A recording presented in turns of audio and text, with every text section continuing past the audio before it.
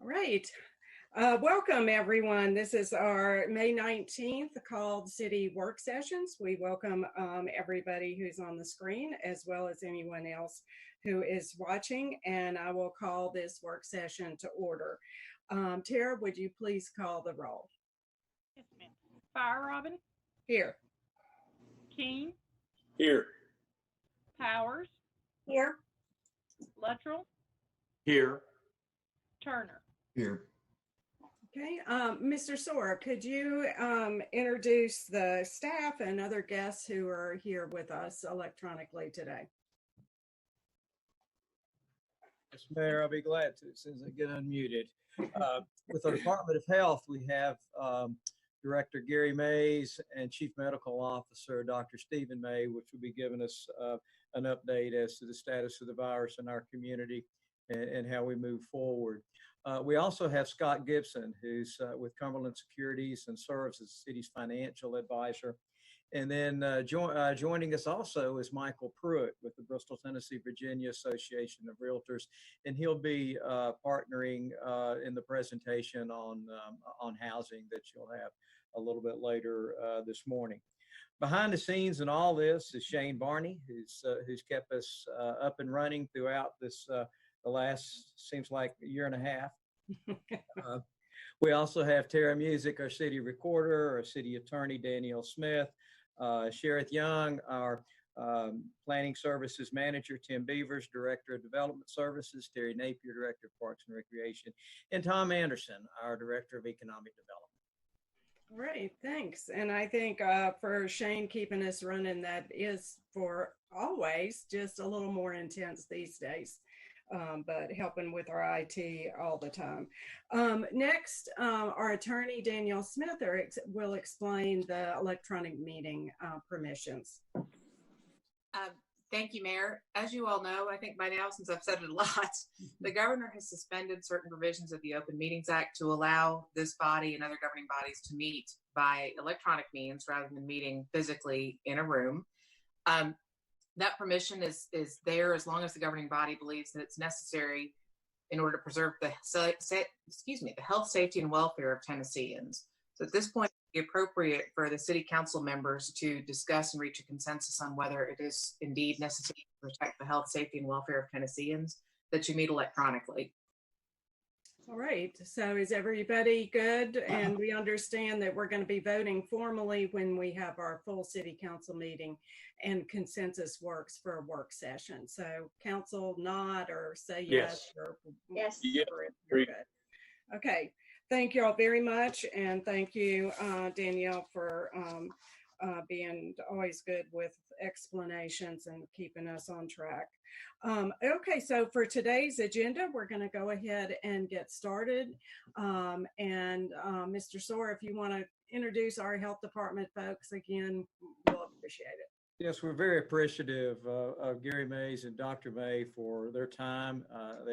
They've been before this group a number of times in the past 8 weeks, discussing the virus and answering questions that City Council has. So with that, Gary and Dr. May, I'll turn it over to you. Good morning, Bill, and good morning, Mayor Fire Robin, and to the Bristol, Tennessee City Council. And I want to thank all of you for inviting us back. I hope we're not wearing out our welcome.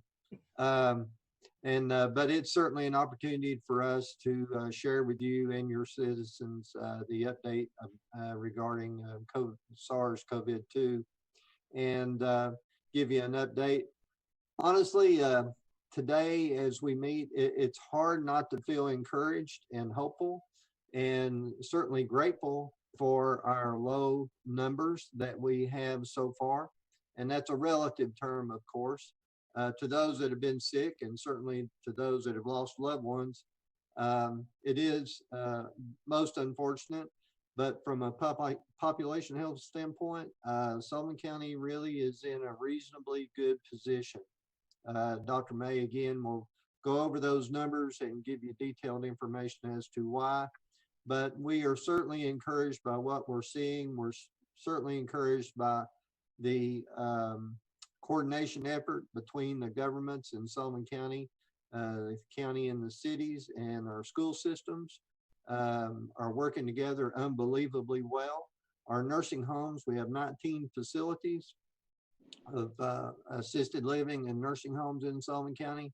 And I would say they are doing an outstanding job trying to protect their staff and their residents in their facilities. Everyone is doing a great job. City of Bristol is giving out hundreds of masks to the citizens of Bristol. Those masks are supplied through the Tennessee. So we're in a good position. I'm so glad to say it. I'm going to be redundant, and I'm very happy because back in February or March, certainly in February, we had a lot of concern going forward about where we would be at this point in time. So it's hard not to be extremely emotional and grateful at this point. We realize that this is a new virus. We're still writing the book, as it's been said many times.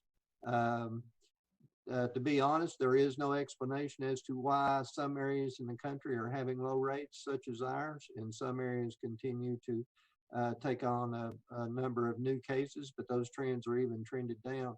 A big question, I'm sure, that is on your mind and on your citizens' mind: what do we expect going forward? And there is no good answer. We really don't know. Will we maintain our low rate per population?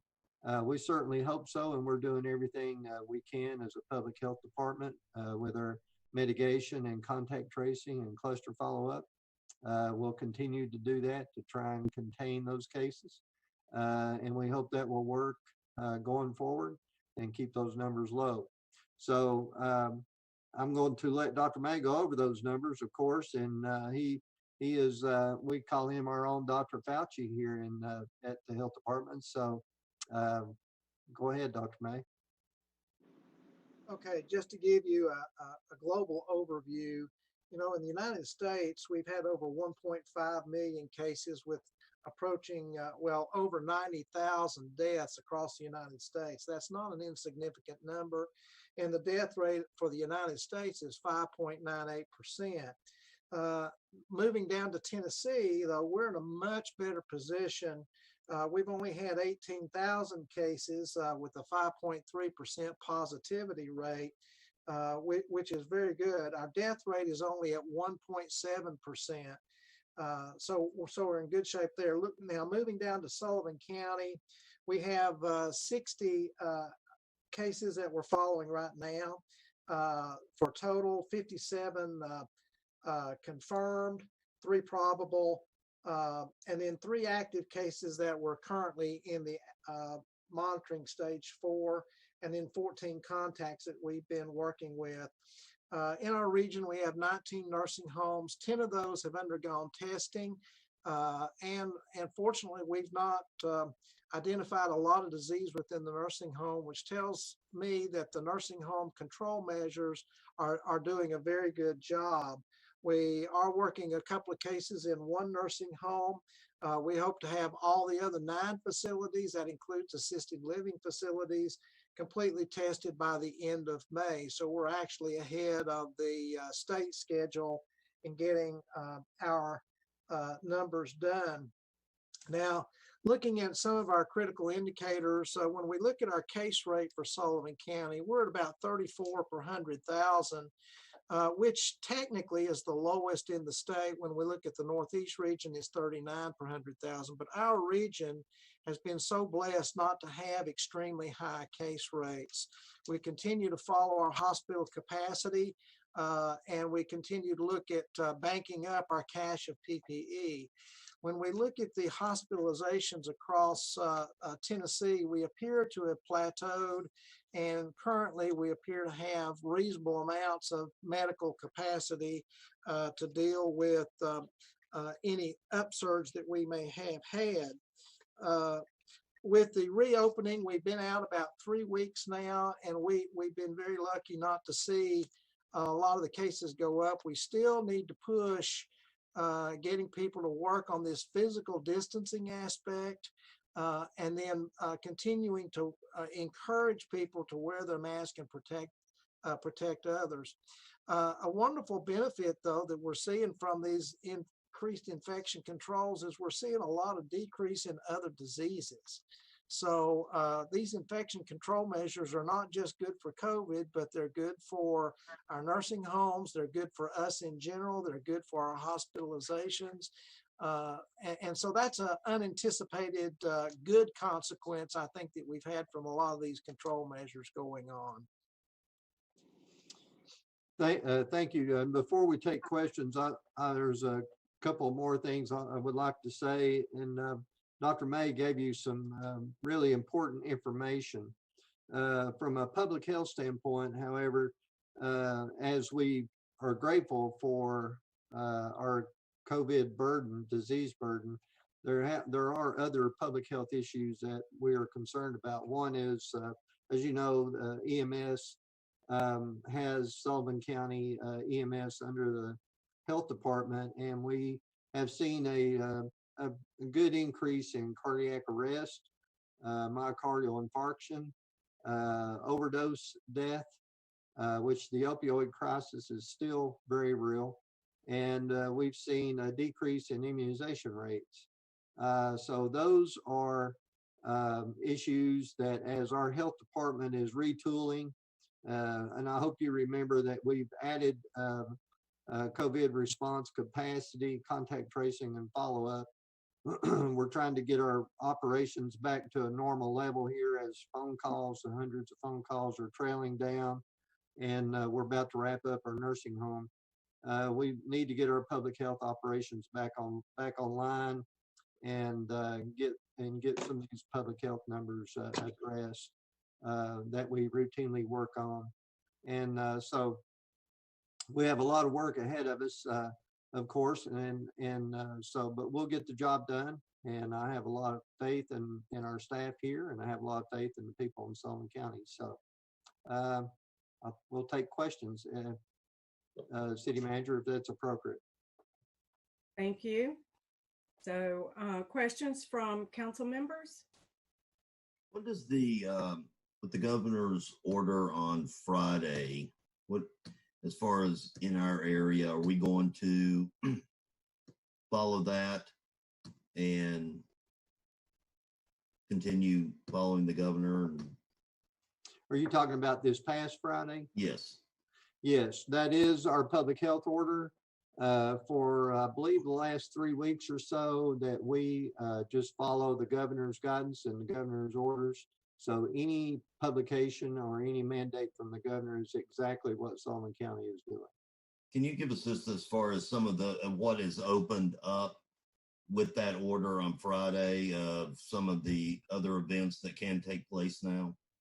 Probably be easier to describe just in general terms. What cannot be opened. Sporting events, contact sporting events still cannot occur. Large venues still are not open. And restaurants have improved their capacity, I believe, under the governor's order, still following social distancing, recommendation of mask, and small group settings, less than 10. All those guidelines are still in effect, and the governor is, of course, releasing more and more and more as we create more definition, trying to move into a progressive, I guess, phase 1. It's possible, and I'm not speaking for the governor, but it's possible, excuse me, it's possible that the state could be considering phase 2. And I only say that because the numbers in the state look reasonably well. And Dr. May has mentioned our Northeast Tennessee area looks very well. And so I think it's reasonable and prudent to discuss phase 2. Phase 2, really, the biggest difference in phase 2 is that gatherings of 50 are permissible, which I think gives a lot more opportunity, certainly for business and events and things like that, larger venues possibly.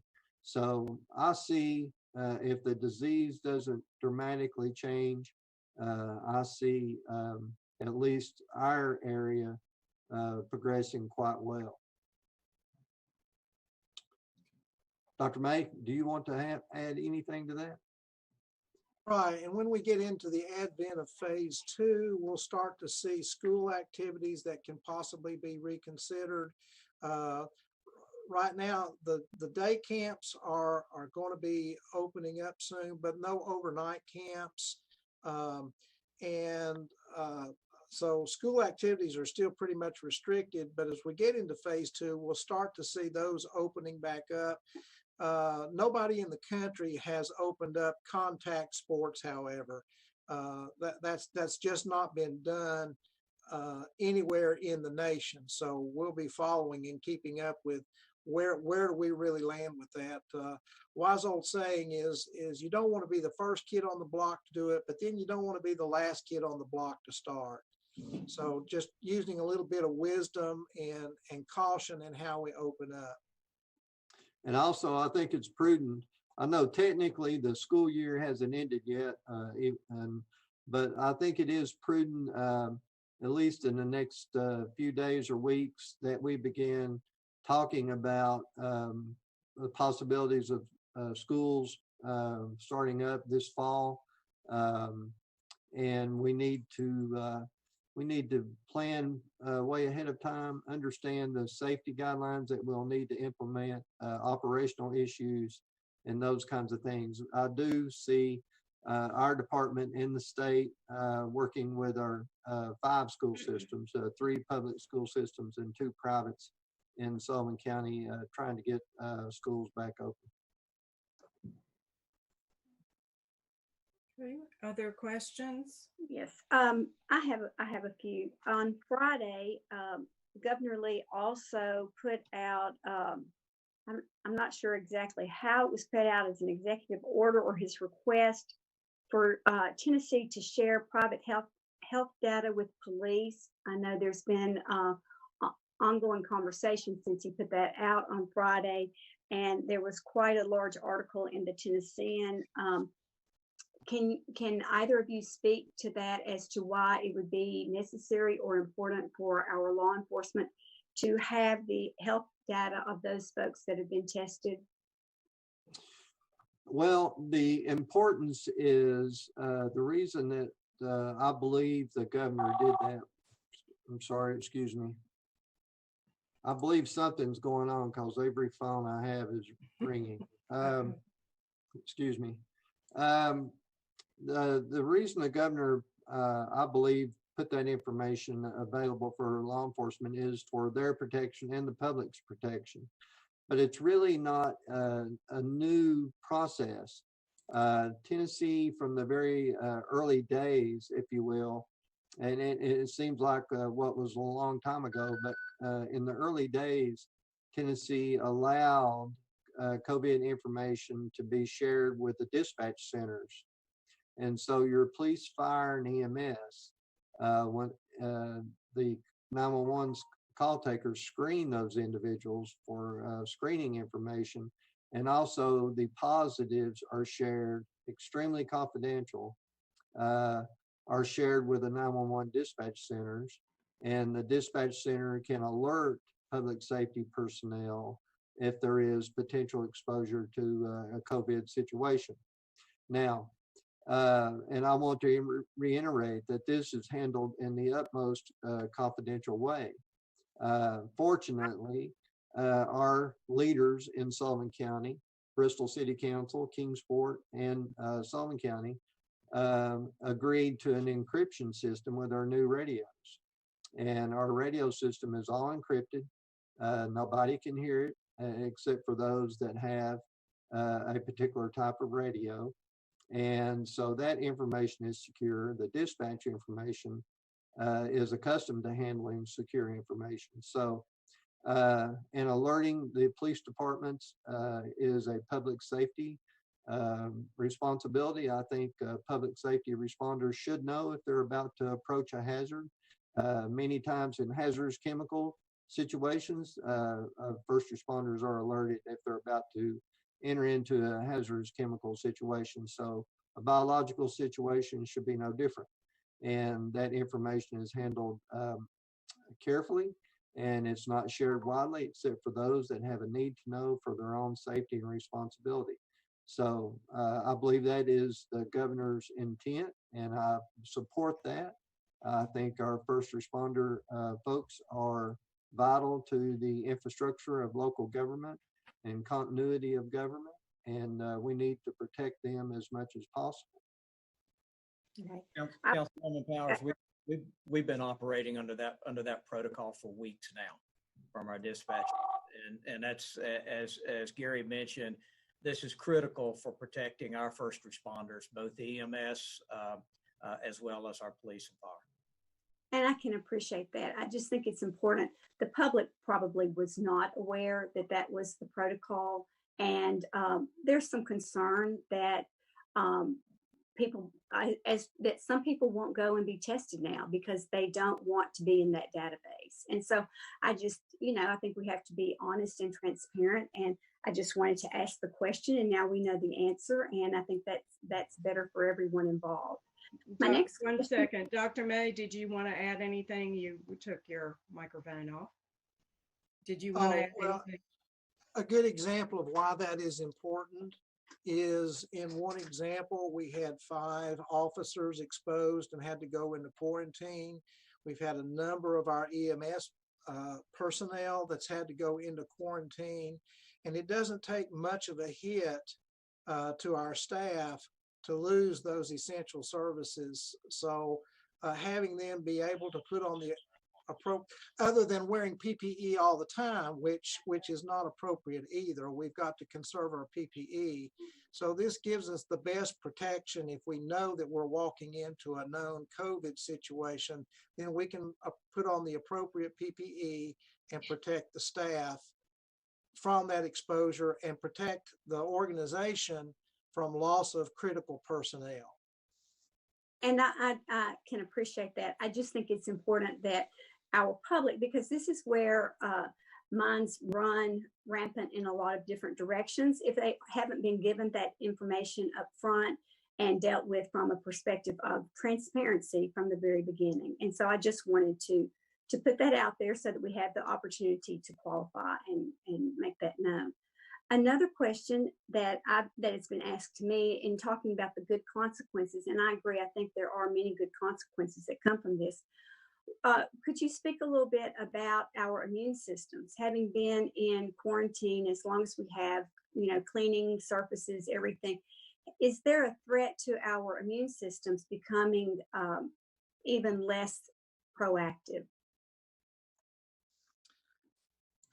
That's a difficult question to answer, and I don't really have a good scientific answer for you. We do know that when we decrease exposure, that makes a difference. We know exposure to sunlight, vitamin D levels are critical in fighting infection. So I think in general, we've got a lot of people trying to live more healthy, but we've also decreased that level of exposure. And as such, we're not seeing near as much other disease. Now, there are other consequences that's not as good, particularly when we look at our immunization rates. When they fall down, we will see resurgence of those childhood diseases, and we're going to have to really work to get that aspect back up. But as a general rule, we're seeing decreased infections in our nursing homes just because of the measures we put into place, where our respiratory diseases have otherwise dropped out the bottom because we're not transmitting anything, not just the COVID-19. So those are all beneficial things, but there's also the downside, and we still have to be wary. COVID is still circulating around. We've got our handle on it and our arms around it as far as control measures, isolation, quarantine, good testing strategies, but it is by far not gone and has the very good potential especially as we get into respiratory season again, as we get into this fall. That's where I fear we may see resurgence of this disease. And then just one last question, because I've had several people to reach out to me. In a normal year, realizing that this is not it, and with the flu vaccine that we have, what is the comparison of where we are in our COVID-19 test disease factor loss of life compared to an influenza, a normal influenza season where we do have a vaccine? Okay, when you look at influenza, the average death rate is 0.1% is the average death rate. If we just take Tennessee disease, Tennessee only, not looking at a nation, we're looking at 1.7% death rate. So 17 times the death rate in those who get this disease that we confirm. So even with us, if you look at the nationwide death rate at 5.98%, you're talking 59 times, 60 times greater death rate of those who get the illness. So this is still not an insignificant disease. And in 3 months, it's killed up close to 100,000 people in just 3 months. And that's what we see with maybe one flu year season, maybe 120 to 150,000 people per year during the entire flu season every year. So this is still not a disease that we should scoff at and dismiss and become complacent around. Right. And the reason for my questions is I've been asked those questions, and I think it just helps to put information on a right path when we can ask those questions and get the answers from the professionals. So I thank you. Oh, you're quite welcome. Okay, other questions? And Dr. May, thanks for those stats just on the fly with what all is in your brain for understanding and studying this disease. And thank y'all again very, very much. And this is part of our education process and helping our community understand. Also, I'll say, I've said before that participation on the phone calls with the state task force, reports from the state task force from Mark Gazelle and Sammy Arnold is really great to understand what they're thinking, what the state approach is, which continues to encourage our businesses to take leadership and to offer that show of doing the right thing that hopefully then carries over to our residents. And I also feel like we are very, very fortunate. We hope we can continue that. I also understand that a couple of bad cases could change our numbers really quickly with somebody who's had lots of contacts. So just the importance of encouraging that physical distancing and also of masks when folks are in public. So hopefully we can keep educating and pushing that. So any last words from Director Mays, Dr. May, before we let you go and answer all those phone calls, Gary? Yeah, I apologize for that. I put them on silent. So no I apology do apologize. necessary. No apology. I just want to say thank you to the Bristol or City of Bristol and city managers. Been great to work with, and the mayor has attended all of our mayoral meetings that we have, and the city council leadership and the school system. Just really grateful for our teamwork that we've had. And I'm sure that we will continue and we'll need that teamwork moving forward to protect our citizens. And I am very, very grateful. And it will be, there are many good things, as bad as this pandemic is and as horrible as it is for everything. There are a few bright spots that I will always remember, and our teamwork and relationship that we've had with our local governments is one of them. So I'm very grateful. Thank you. And we'll continue to look to our public health for leadership in this crisis. And we'll also continue to recognize that until we have a vaccine, we are not done. And also, even when that happens, we know we're going to be better prepared for the next time we have a pandemic, which is anticipated this will not be the last. So thank y'all very, very much, and appreciate your time being with us. So, Thank you. all right, take Thank care. you, Mary and Dr. May. Thank you very much. You're All welcome. right, Mr. Sora, Yes, ma'am. it's your turn again.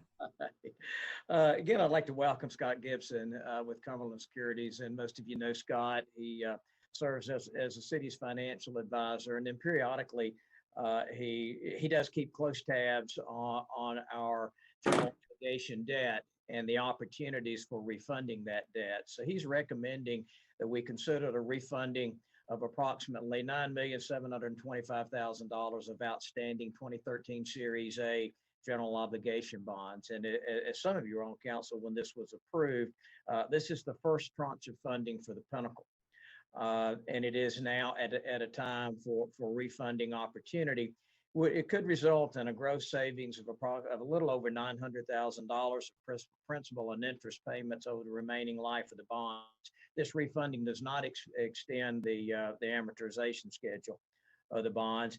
And we should realize a net present value benefit of somewhere around $750,000. So, Scott, would you like to detail this issue for council? Well, yeah, I think you've done a pretty good job there. It is the first issue that we did for the Pinnacle project. We put a 7-year call. It's been 7 years. Those bonds were issued in 2013. And so we do have an opportunity, unfortunately, in this interest rate environment, because of COVID-19, rates have moved quite a bit lower. And I think it's a prime opportunity to try to lock in that $900,000 plus worth of savings, which should help you not only this coming year, but in future years on your budget. All right. Thank you, Scott. Questions from council? Comments? All right. Mr. Soar, do you want to add anything else? Yes, in terms of process, then we will post this. This has been sent to the Office of the Comptroller, and they have returned a favorable position on this, allowing us to move forward. We will post this in all the required locations, and then we'll place it on our June 2nd meeting for formal consideration. All right. And we want to particularly thank you, Scott, for joining us all the times you do. And we appreciate your professionalism. And also just a note for our city, Mr. Sora, past managers also that past city councils, for the professional advice that we seek for our finances, and that we get, Scott, some of the best people in the state. So, and certainly the best in Northeast Tennessee area. So, or East Tennessee area. So we greatly appreciate that. And we're always glad to save a little bit of money, especially in this day and age. So, with that, we'll thank you, Scott, very much, and glad you didn't make that trip for a few minutes. We'll have to work on whether we can do this sometimes in the future as well. So sounds good. And if y'all have any additional questions between now and the meeting, please let me know. Danielle has the resolution for the agenda. It's already been sent to the city.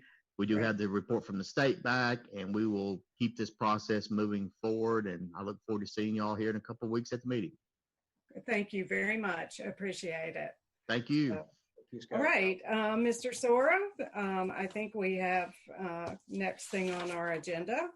Yes, this is, as I guess it was maybe 3 weeks ago now at one of our work sessions, the issue of housing came up, and certainly this has been an interest of council for some time.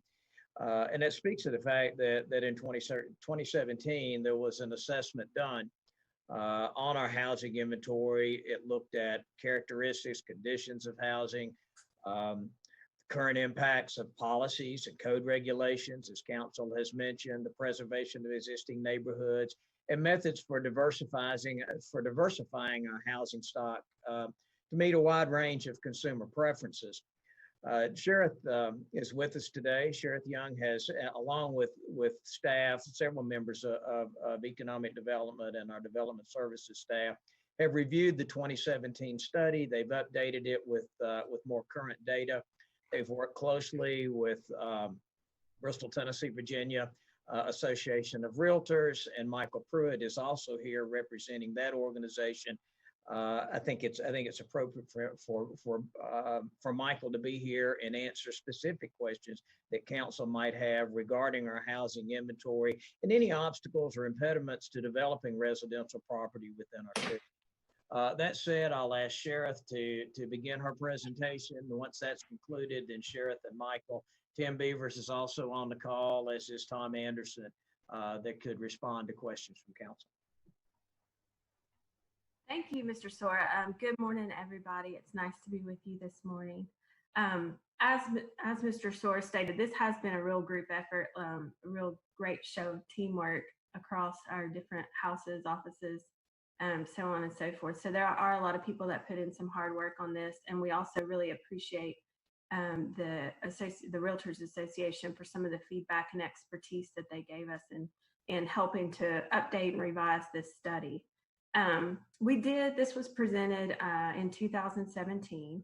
So the first iteration of this report has 2014 to 2016 American Community Survey data in it. What I'm going to show you today is just updated, and what I'm going to try to do is, I know several council members sat through the initial presentation, so I'm not going to go through as detailed information into every single aspect that's included in the study, but just try to highlight some of the updates, and I think you'll see some positive movement just in the past couple of years. So to start, just the general purpose and some of the goals that we started out with when we started the 2017 work.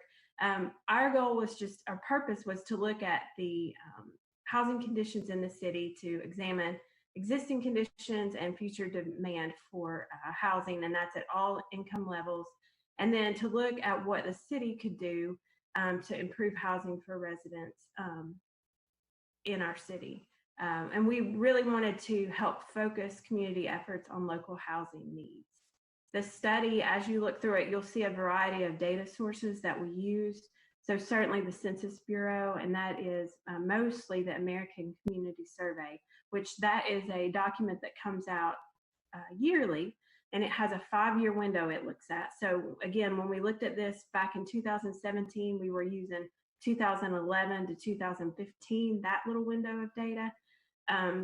In the report that you have that's updated, we're looking at 2014 to 2018, just because that's the most recent version of that data that's been released.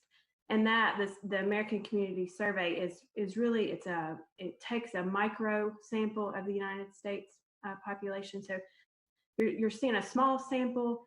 There is a reasonably substantial margin of error on it. So it's a tool that we can use when we look at these type issues, but it's certainly nothing that it does have some wiggle room on it, just because it is a small sample and it's a big range of time, but it's incredibly useful information as you look at housing and population trends. So the Census Bureau information is really heavy in this document. THDA statistics, we looked at the Tennessee State Data Center. We used the Bristol, Tennessee, Virginia Realtors Association. They were very gracious to share with us some MLS data that we'll look at in a couple slides.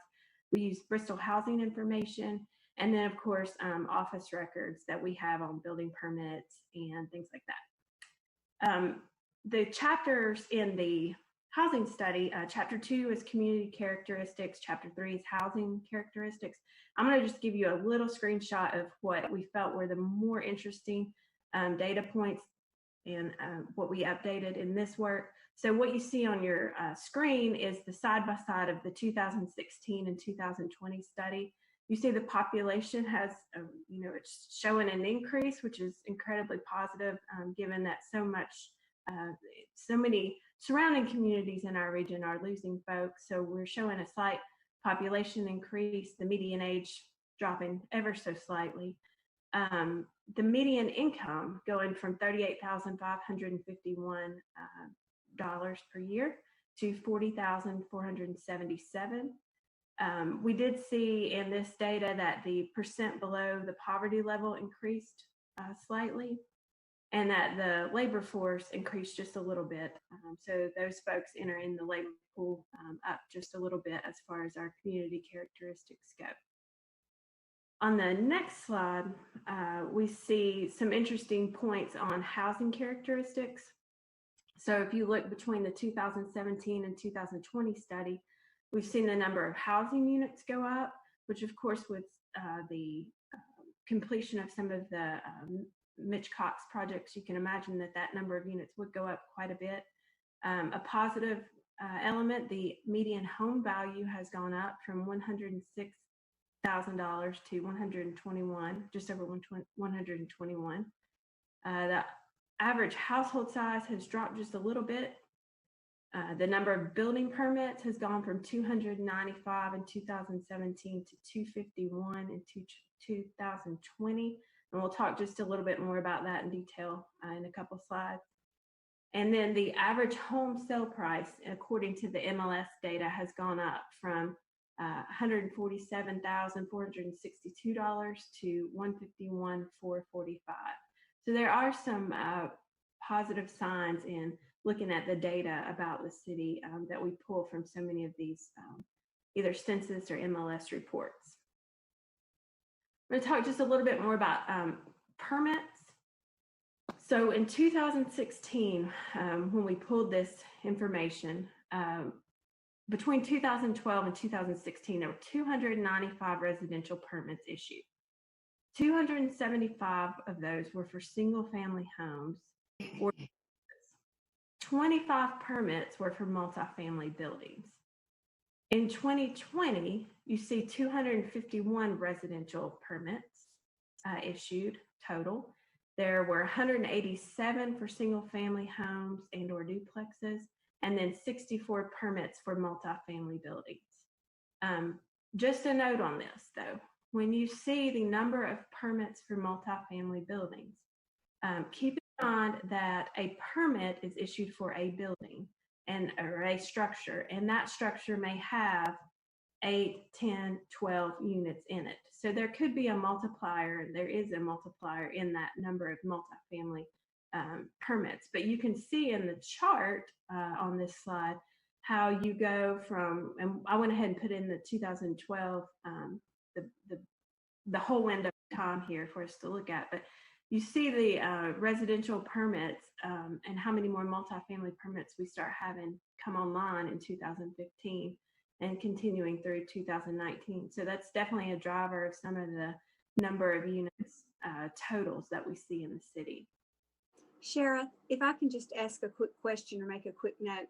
When we look at this with construction permits, I think it's important that we realize that the study, 2016 study, is from 2012 to 2016 with the 295 residential permits, but the bar graph is on an annual basis. And so while the numbers seem to be very large in the study itself, you know, it's important that we still keep in mind the bar graph on an annual basis versus the 2020 study. I think this is excellent information, but I think it's really important that we understand the period of the study conduction versus the annual basis of what's actually happening, if that makes sense.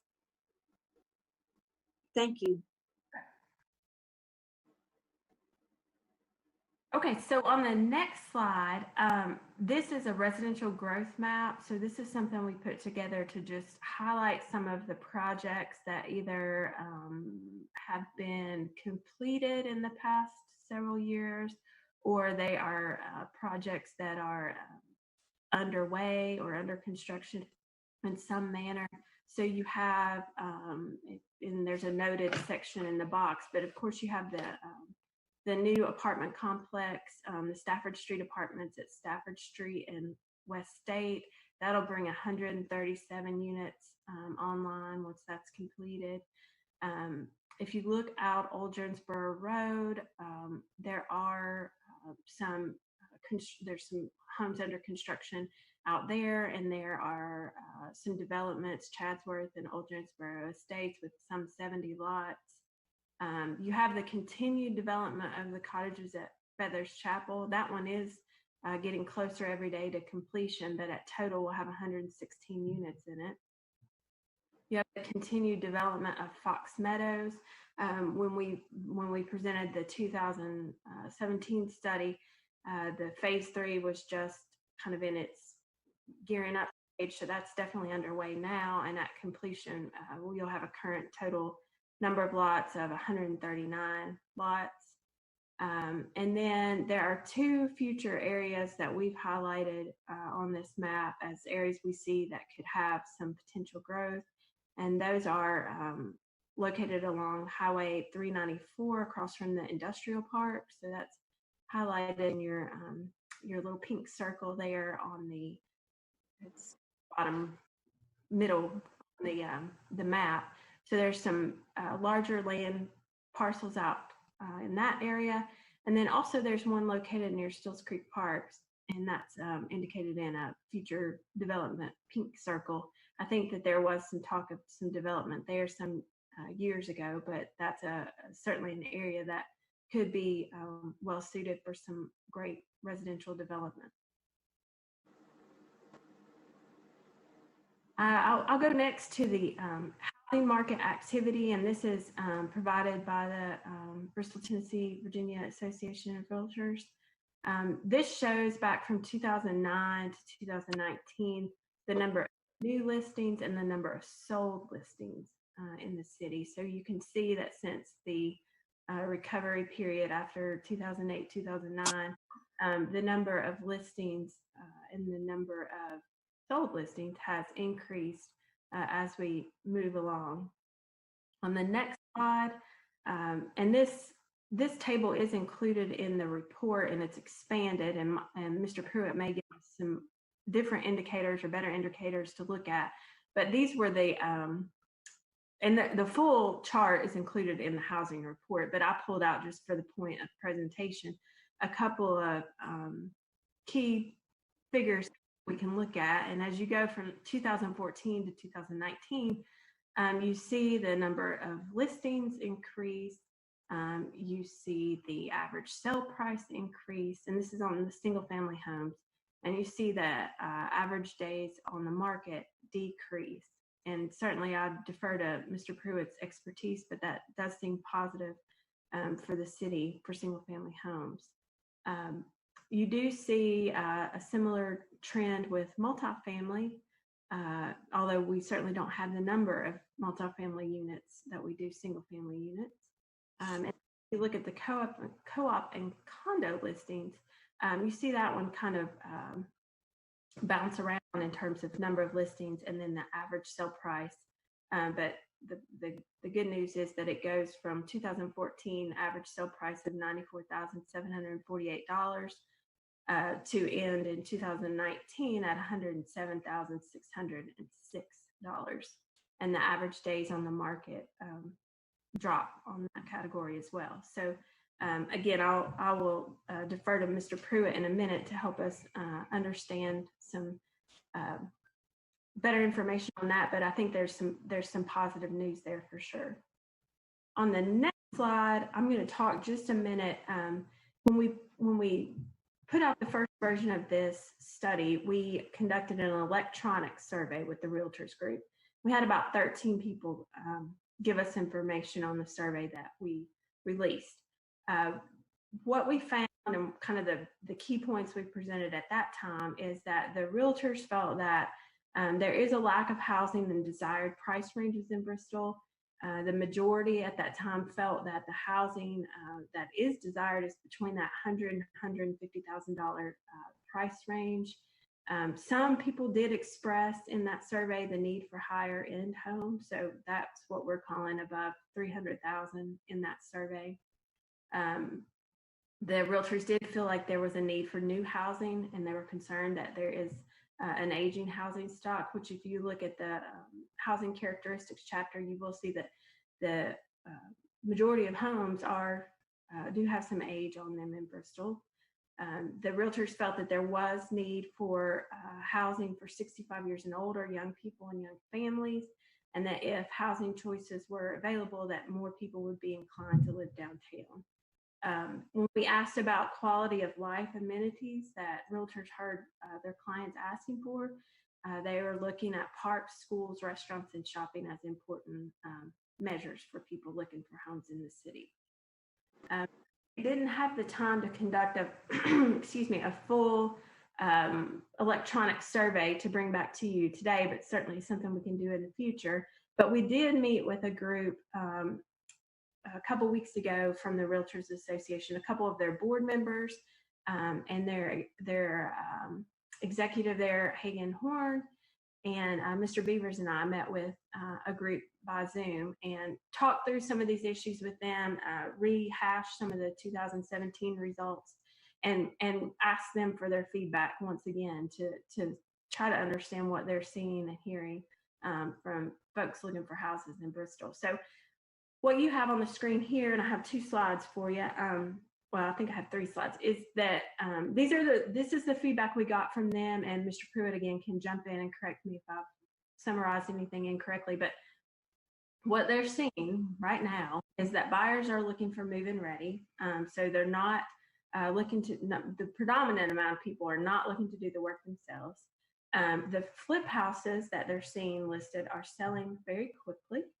Homes in the 120 to 180 range are selling with minimal effort. Again, we all know it takes a lot of effort to sell a house, but they're selling with quickness in a 3 or 4 day time period from the date of listing. The realtors that we spoke with felt that homes at the 250 price point are still a safe bet to sell.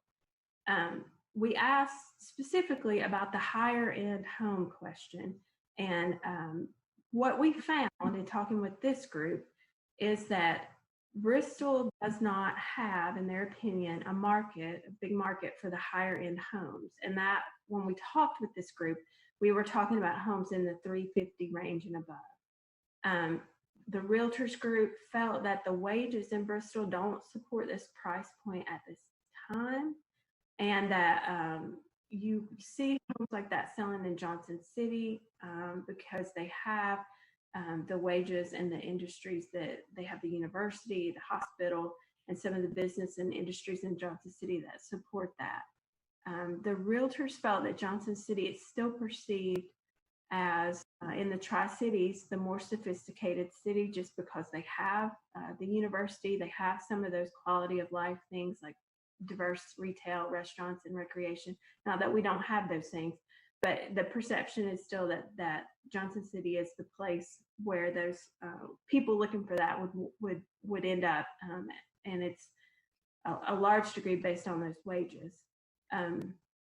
The realtors felt that Kingsport supports this to a lesser degree than Johnson City, but they felt that Johnson City was the reason you see that in Johnson City was for some of these business and industry locations, and then the perceived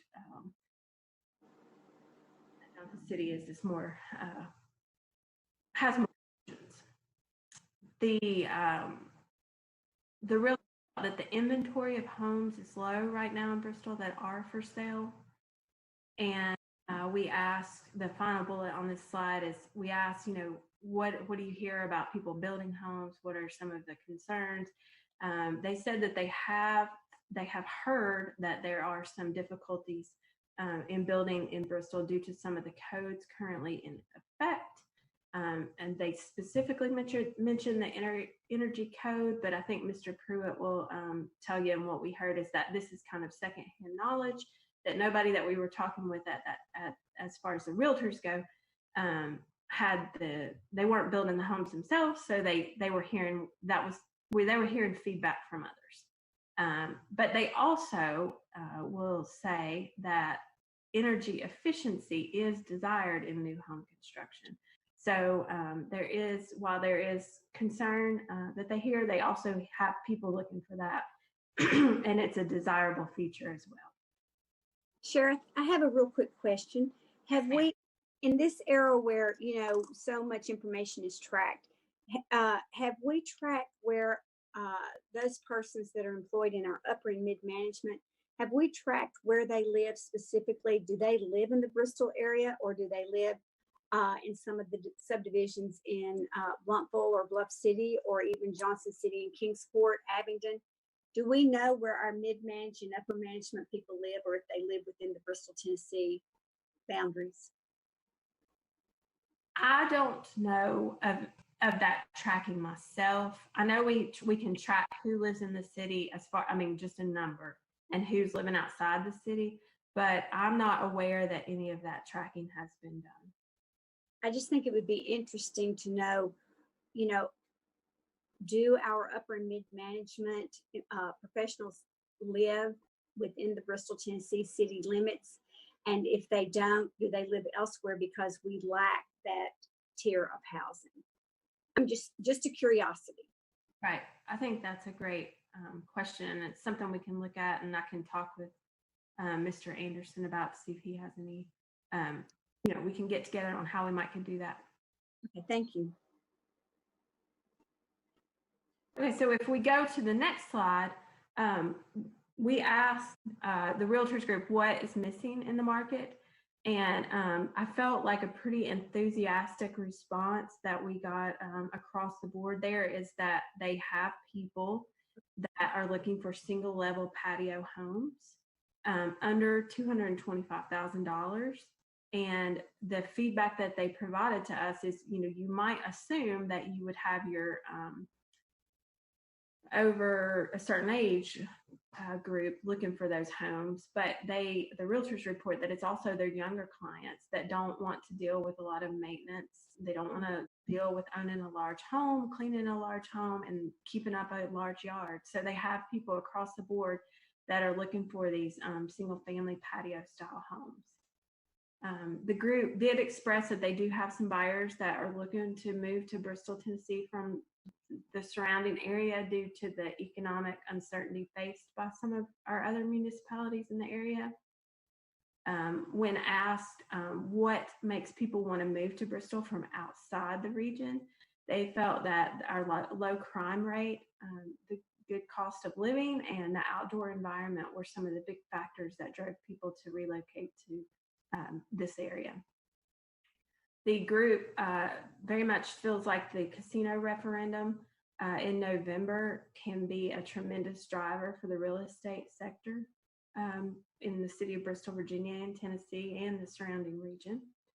So they feel like that could be a game changer for this area. And we talked with the realtors group about the fact that we've had some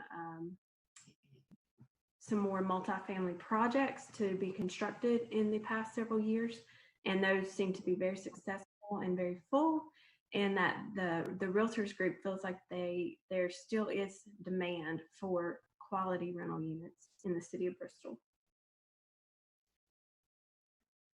So my next slide, and this corresponds with chapter 4 of the document. This laid out in our past study, and really so much of it is still very relevant today, but it laid out some action items that the city departments, city staff should be working on in terms of housing. And so many of them we just need to keep working on, and we do every day. But those kind of big picture items that are included in the study are things like pursuing grants, pursuing economic development opportunities, education, both educating ourselves on what current trends are, and then helping educate the public as to what some housing opportunities and trends are. We need to continue always to evaluate zoning and regulatory barriers. If they're holding up anything that could provide a diverse and successful housing stock, then we need to look at how we can amend those if it makes sense to do so. We always need to continue to improve services and quality of life amenities to make people want to continue living and moving to Bristol. And then we need to continue learning and listening sessions with industry experts, so realtors, builders, etc. Some possible zoning actions to consider just based on looking at this study 3 years later, updating it and thinking about what city planning zoning type, the planning or zoning folks can do to potentially open things up. And this, of course, has to be done in conjunction with the Planning Commission and City Council. But we could look at increasing some densities along key corridors. So where you already have,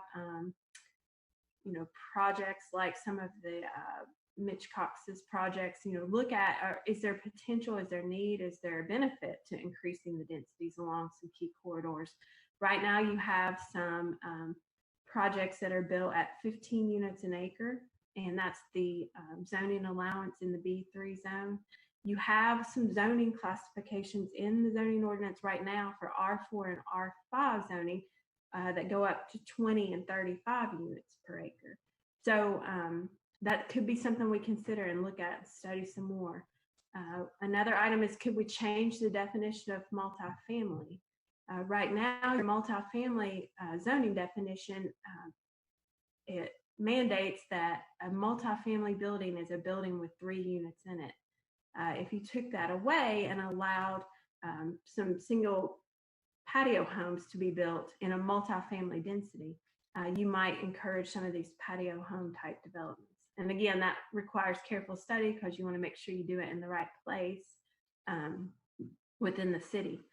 Then allowing accessory dwelling units for rental income in some zoning districts might make some sense. And this is a really big trend nationwide. So often we have folks call and say, I'd like to build a garage apartment for my daughter, my mother-in-law, my brother, whatever family member makes sense. When people want to do that, we have to tell them that our zoning ordinance allows for a guest house to be built on your property, but it doesn't allow you to use it for rental income. So what happens to those homes, those garage apartments, once that family member moves out and you sell to somebody else? You can see that the desire might be there to rent out a 1-bedroom or 2-bedroom apartment. And that can, in the right areas, help people on both ends. It can help the property owner to offset costs of their mortgage or bills. And then it can provide an affordable housing unit that's more affordable to somebody, say, just getting out of school, or perhaps a person that wants to downsize and doesn't really need the fuss and headache of owning a larger home. So it provides some options for different people for different reasons. Finally, updated work for this study. We updated the maps that were included in the 2017 study. And these are really interesting to look at. This shows, it can definitely be helpful if we have a developer that comes in that wants to look at some opportunity area for some residential development. This map shows the vacant residential parcels in the city of Bristol.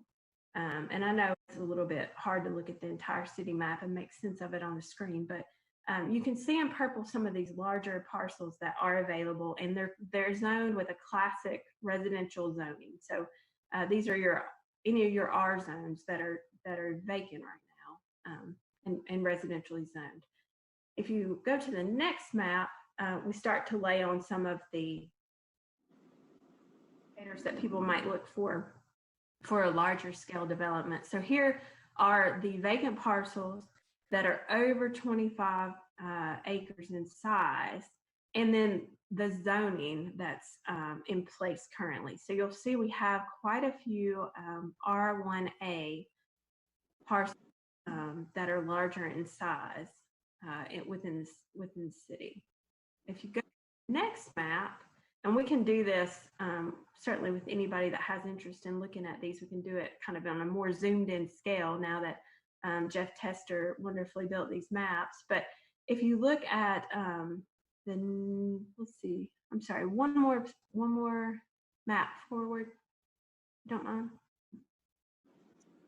Here's where we can start laying in some of the prohibitive features. So this is zoning of vacant parcels that are over 25 acres that have extreme slope on them. So these are areas where you might see all that R1 zone, but when you start putting on some of the land constraints, so in this case, extreme slope, you start to see where your real more easily built parcels are. And we could certainly do this with anybody with slope, flood maps, water features, things that would become problematic if they wanted to potentially develop some of these larger parcels.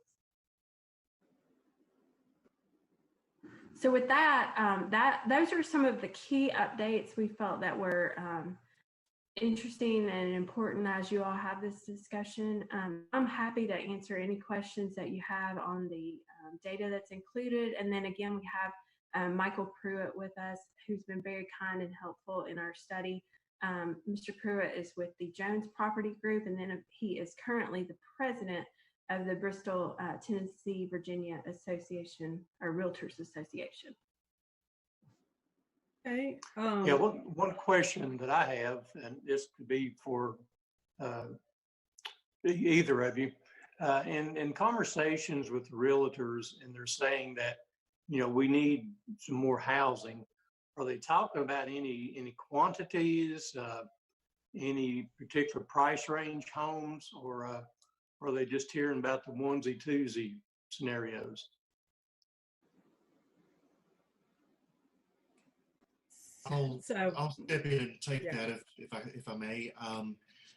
I could get some numbers for you to help maybe be a little bit more specific, but we would just see a great need for housing right now. It's just not a small need. Majority of the folks that we're working with at the moment primarily fall in that 120 to 180 price range. The next most popular price range would be the 180 to about 225, maybe to 250 range. Once we get above 250, we start eliminating a lot of the people in the buyer pool, but anywhere in that range of 120 to 250, that's our biggest need right now in the Bristol area as a whole. We're just really suffering on inventory at the moment. As was stated earlier, we're seeing situations where we list a house and within less than 24 hours, the house is sold. Recently, we had one in the office with 9 offers in less than 24 hours. Most houses are selling for over list price just because of the demand. Yeah, I know you don't want to oversaturate because you'll not push your inventory as well. So that's why I was asking the question on the quantities. Yeah, absolutely. There's a fine balance there. Okay. Other questions? One of the things that I was go ahead. Just gonna one of the things I just now mentioned was, or that I was gonna mention was, you actually gave Michael just gave 3 price ranges: 120 to 180, 180 to 250, 250 to 350. I was kind of categorizing our needs in the area of 200,000 below, and then 200,000 to 350,000 could potentially be, you know, where we look for our concentrations. And so I guess my question to Michael is should we categorize, in other words, when we're looking for grants or developers to specifically come in and look at, you know, a housing project, do you think it needs to be, as you mentioned, 120 to 180, 180 to 250, 250 to 350, or should we categorize 200 and below and then 200 to 350, or how do you see us when we work towards solutions? Can you give us your opinion on that? 200 below, I think that is a safe range to look at, but to categorize 200 to 350, I believe is what you mentioned. I think that's too wide of a margin there, too wide of a category to really focus on. I think there's too many different types of buyers and income levels that would look at 220 versus 350. So I would narrow that range down quite a bit on the upper end there. So maybe 200,000 and below, and then maybe 200 to 250 or 275 or something like that. Sure. And then 275 to 350 is another category. I guess what I'm looking at is, let's take what they're giving us right now. If people that are in the $350,000 price range are mostly going towards the Johnson City area, then let's take what we're given, which is 350 and below, categorize it and find those grants, those infrastructure incentives, those areas that we can help push and incentivize to get the areas, to get those developers in and interested in working for it. And so I think that makes sense. 200,000 and below. By the way, I just wanted to mention also too, I'll reiterate this, what I mentioned. In many cases, when we're talking about lower to moderate income folks, with interest rates as low as they are right now, we're actually seeing that someone could qualify to low to moderate income, but still purchase a house that's in the $225,000 to $250,000 range with a household income in the area of $50,000. So when we look at those things, we need to keep in mind, with the interest rates as low as they are, someone that has a household income of around $50,000, let's say, can qualify for a house that may, or a place that may be in the $225,000 range or something of that nature. Okay. Just a few thoughts, Margaret, if that's okay, or does somebody else want to go? Go. I think that this report, Sheriff and Council, I think this report supports what we've all been talking about for the past 3 to 4 years. And I think that the numbers, the way that it's broken out in the report, are very appropriate. I think it does reflect what the realtors have told us. Chad, to your point, I think that if we're going to be looking at grants or ask staff to look at grants that may be able to help in these situations, the grants would drive the different pricing as to qualifiers. So I think we'd have to understand what would be required through any related grants, and that would be our driver as to how this is parsed out. I also think that the report as we have it supports the fact that we probably do need to incentivize. It doesn't say that specifically, but we've done everything we can do organically to encourage development in Bristol. And other than the multifamily units, we are not getting as much lift as we probably need. I think that it also builds a case for us to look at the incentives and how we can work through the IDB, realizing that the IDB can incentivize in ways that we as a council can't. I think that what we've discussed in detail over the past little bit, incentives through infrastructure is as important now as ever. I think, Sheriff, one really interesting slide that I think we could go back and I plan to go back and really take a look at is labor force versus housing. And that was some of what I alluded to earlier about where does our mid and upper management live, and the supporting employment staff for that. I appreciate the span of the study. I really liked the residential growth map and the updates there. I appreciated the fact that it clearly states that the condition of inventory, the age and its condition, is concerning. I think that too, we have somewhat of a marketing aspect to this as well. I think that we need to take a look at what we have. How can we market what we've got? how can we encourage the conversation with developers once we have established an incentive program or an incentive plan. And I do think that that's critical. You know, I'm not one that wants to give away without getting back. And I think that if we incentivize residential housing on all of the different platforms, Sheriff, that you and Michael suggested, that the return on that investment would come back tremendously in the form of either repayment on the back end of the sale by the developer to the city based on the incentive plan that's put into place, and most certainly through return on investment through our property tax. And the more that we have paying property tax, the lower our property taxes can actually go. And it's unrealistic to think that we can keep driving our property taxes lower and lower without the volume of population that we need to support that action. Additionally, as Mr. Soar has pointed out repeatedly, is that if we have people living in our community, they are going to live, work, play, pay, spend their money, buy their gas, eat their lunch, buy their groceries. So we are missing out in increasing our population, Margaret, to your point about the census. Until we incentivize housing to increase our population, we are not going to be able to move forward with the amenities in this community that we all know are so critical to our continuing growth and development.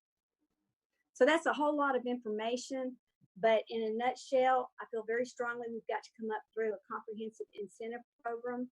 I think that we've got to work very closely with our realtors, stay in touch on a more regular basis, and really drive this as hard as we can. Thank you. Mayor, if I could ask a question of Michael. Michael, if you had, it sounds like Bristol within that sweet spot of the market and homes only being on the market for really a handful of days, that we're, what it would seem like it would be a desirable place for developers to do business. Are there a handful? Well, to consider, just as we continue to think through this.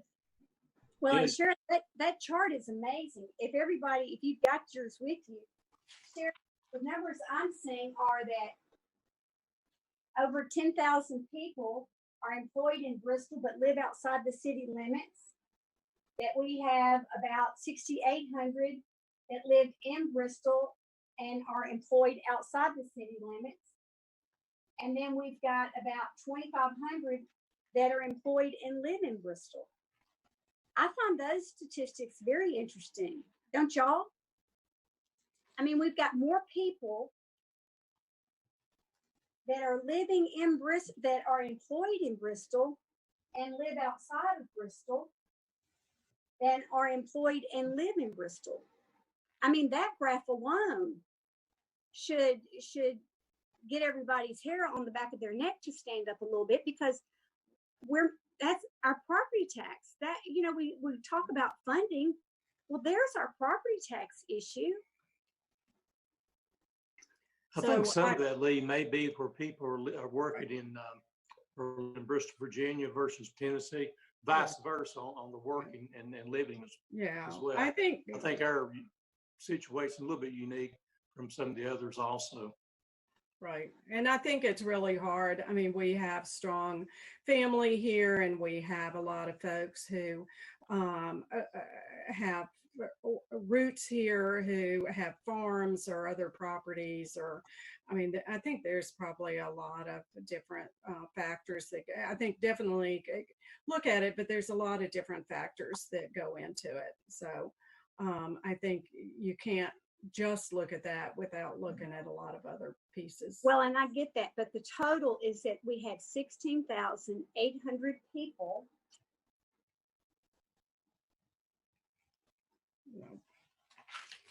We've got over 10,000 people that are not living in the Bristol, Tennessee city limits that work here. Right. And if they may work in Bristol, Virginia, or they may work somewhere else. But when the cornerstone of our revenue generation is property tax, that, I don't care whatever reason, I think that's concerning. I think it is concerning, but Well, yeah, you definitely like to have them all living on in Bristol, Tennessee, no question. Right. I was going Chad. to also too that if you look now, there are certain developments. The Reserve is one that has housing 350 and above.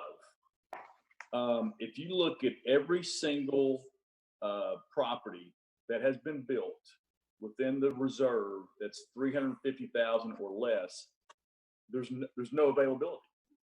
We do have a need for that price point up to $350,000. The other thing I was going to point out is that in our listening sessions, that I really believe that we need to include not only realtors and developers, but bankers, and let us know. I think that would be great information to tell us within these categorized areas, 200,000 and below, 200,000 to 275, 275 to $350,000 levels. What is the income level of someone that's going to be purchasing in that price range? And then look at what types of federal and state grants that those folks in those categories would apply for, which is actually, Sheriff, it's straight in Tim and you guys, it's straight in our housing study. I mean, all the information is, the action plans are right here. We just need to implement and give a few small things in guidance, which is the relaxing of building codes. Predominantly, it's going to be the energy code, but other things, match it to the state on a timely basis. When I talk about incentive grants to developers and individuals, I'm talking about grants that could be put through the Housing Authority or through the Industrial Development Board that would help folks in certain price categories to move forward. And then you have grants that you can get from the state and federal government as well. But I think it's critically important that we involve in our listening sessions the banking sector of things, so that they can tell us, listen, you know, a $250,000 house, someone would qualify for X number of dollars for a $250,000 house. And again, I think it's critical that other folks, including our Bristol, Tennessee, at least a representative or two from the Bristol, Tennessee Essential Services, from our Planning Commission, our IDB, our Housing Authority, all of those folks can chime in to a meeting, a Zoom meeting, and along with our bankers, developers, and such that really can give us, I think, the framework for specifics. Our action plans are right here. It's just we have a few specific things in the incentive lines that I think we just need to give, staff guidance to put the whole thing together. I agree with that. I think that the next question that we ask as a council, or Bill, you're always so good at phrasing, what is it that we want next? I mean, where do we go from here is the next big question. And where do we go from here? The housing study, the graphics and everything in it are great. I would even, Sheriff, and I'll email you, but I'd even like a little more breakout information about this inflow outflow, because I think that that just gives us further ground to stand on as to trying to make the put into plan what we've talked about for quite a while now. And I would like for us to have a follow-up meeting with, as Chad said, the developers and so forth. I think it would be detrimental for it to be too large of a meeting so that there's too much going on at one time. I think that this with the realtors and with Sheriff today has been an excellent scope. And, maybe next we bring in, I'd like to hear more from Tom about the IDB and what the IDB can put together. And I'd like to hear more and I know Danielle's going to tell us about incentives in regard to infrastructure. And if we don't know exactly what we can or can't do yet from the comptroller's office, let's flesh that out a little bit more and see where we are with that. I'm very excited about this. I think this is so important because it's chicken and egg mentality. We needed to have the retail, we needed to have quality of life, we've got to have housing to attract the industry that we want to attract. And so how do we put this together, Bill? I think I wouldn't try to do it on a Zoom. We're rapidly moving into phase 2. And I would look at perhaps sometime in the month of June, trying to gather our staff as well as representatives from the development community, representatives from the realty community, certainly representatives from the banking community, and have very much a conversation like we had. I guess probably the last one was maybe 18 months ago or 2 years ago when we rolled out the utility incentives for residential development. And at that meeting, we had, much like the maps you saw today, we had maps of developable property within the city. In addition, we had maps that illustrated large tracts of land that were near utilities that were outside of our city, but could be requested for annexation. So we try to provide as much information, but I would like to ask that group of realtors, especially developers, as Michael has indicated, what are the impediments? It sounds like we're actually a pretty hot market if we had inventory. And so why it sounds like we should be a market where developers would be eager to make those investments. So what are the impediments to that, and what can we do to mitigate that? I would be interested, Bill, to see if we couldn't put together, talk to them. I don't know if we talk to them first or we put some type of incentive package together. And I understand what you're saying. I think I read through the tea leaves, or do we need an incentive package? I don't think an incentive package that could be repaid on the back end would be a bad thing. And I think that to put something like that together, with the IDB and with our infrastructure, and to have a marketing plan as to how we're going to roll this out, that Bristol is open for housing or whatever, and to make a big splash with this thing, not just within our immediate region, but, to market ourselves within the next 2 or 3 rings out of our region. Sure. And, I think that would even help networks in their marketing, is that, yes, there's the housing here in Johnson City and Gray, so forth and so on. But now we've got a whole nother sector in Bristol that's really coming on board. And we know that people love coming here to visit. And a lot of those people that come here to visit want to come here to live. And, it just one thing begets another. So do we bring the developers in first? Do we develop an incentive package first? What does council think? I guess if I could answer some of that. Yeah. There's still questions as far as what incentives we can offer. We've offered those that we know we can offer, that we feel like we have the statutory authority to. Danielle later in this meeting will talk about utility tap fees and use of those as an incentive. We still haven't had that conversation with the comptroller's office to understand, are there other things that are out there? But I think if there are things, to Chad's point, there are things that we could do fairly quickly on the energy code. If that's an impediment, make that go away. Let's find out. I think this can be a multi-phase type thing based on information that we have and when we get it. I would like to find out, again, the answer to the question that I asked Michael earlier. I would love to hear that, because it sounds like we ought to be a market that people are eager to invest in. So is the problem the energy code? If that's an easy fix. If the problem is developable land, that's not such an easy fix.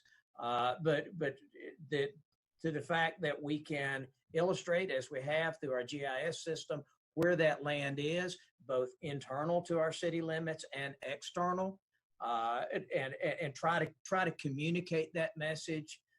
Those are things that we can do right now. When do you think we'll be able to have the discussion with the comptroller's office and get that nailed down?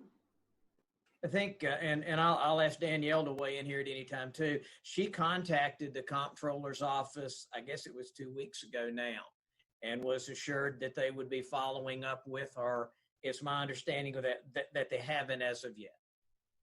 Danielle? I have not gotten a response yet to that question. Well, can we call them again? I certainly can. At some point it becomes pestering. So, but I'll be happy to follow up. You know, it may not be inappropriate if some of you have relationships there that you can make those contacts to. I was gonna say I'll call and then get Danielle to call and because we need an answer to this.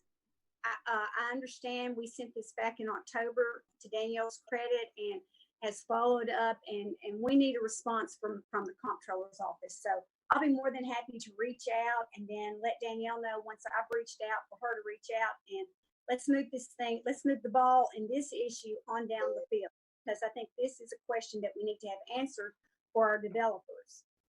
And I would say rather than pestering, it's persistence. Persistence. And as long as we are listen, in a lot of cases, it's whoever's knocking the door hardest is going to get the answer. Right, squeaky wheel. Just to be clear, I think we sent the initial inquiry in February after you all had raised the questions at your January work session. So it has not been since October. But right, okay. Well, but I will say this: it was back in October, prior to the November. Let's see. All right, let's see.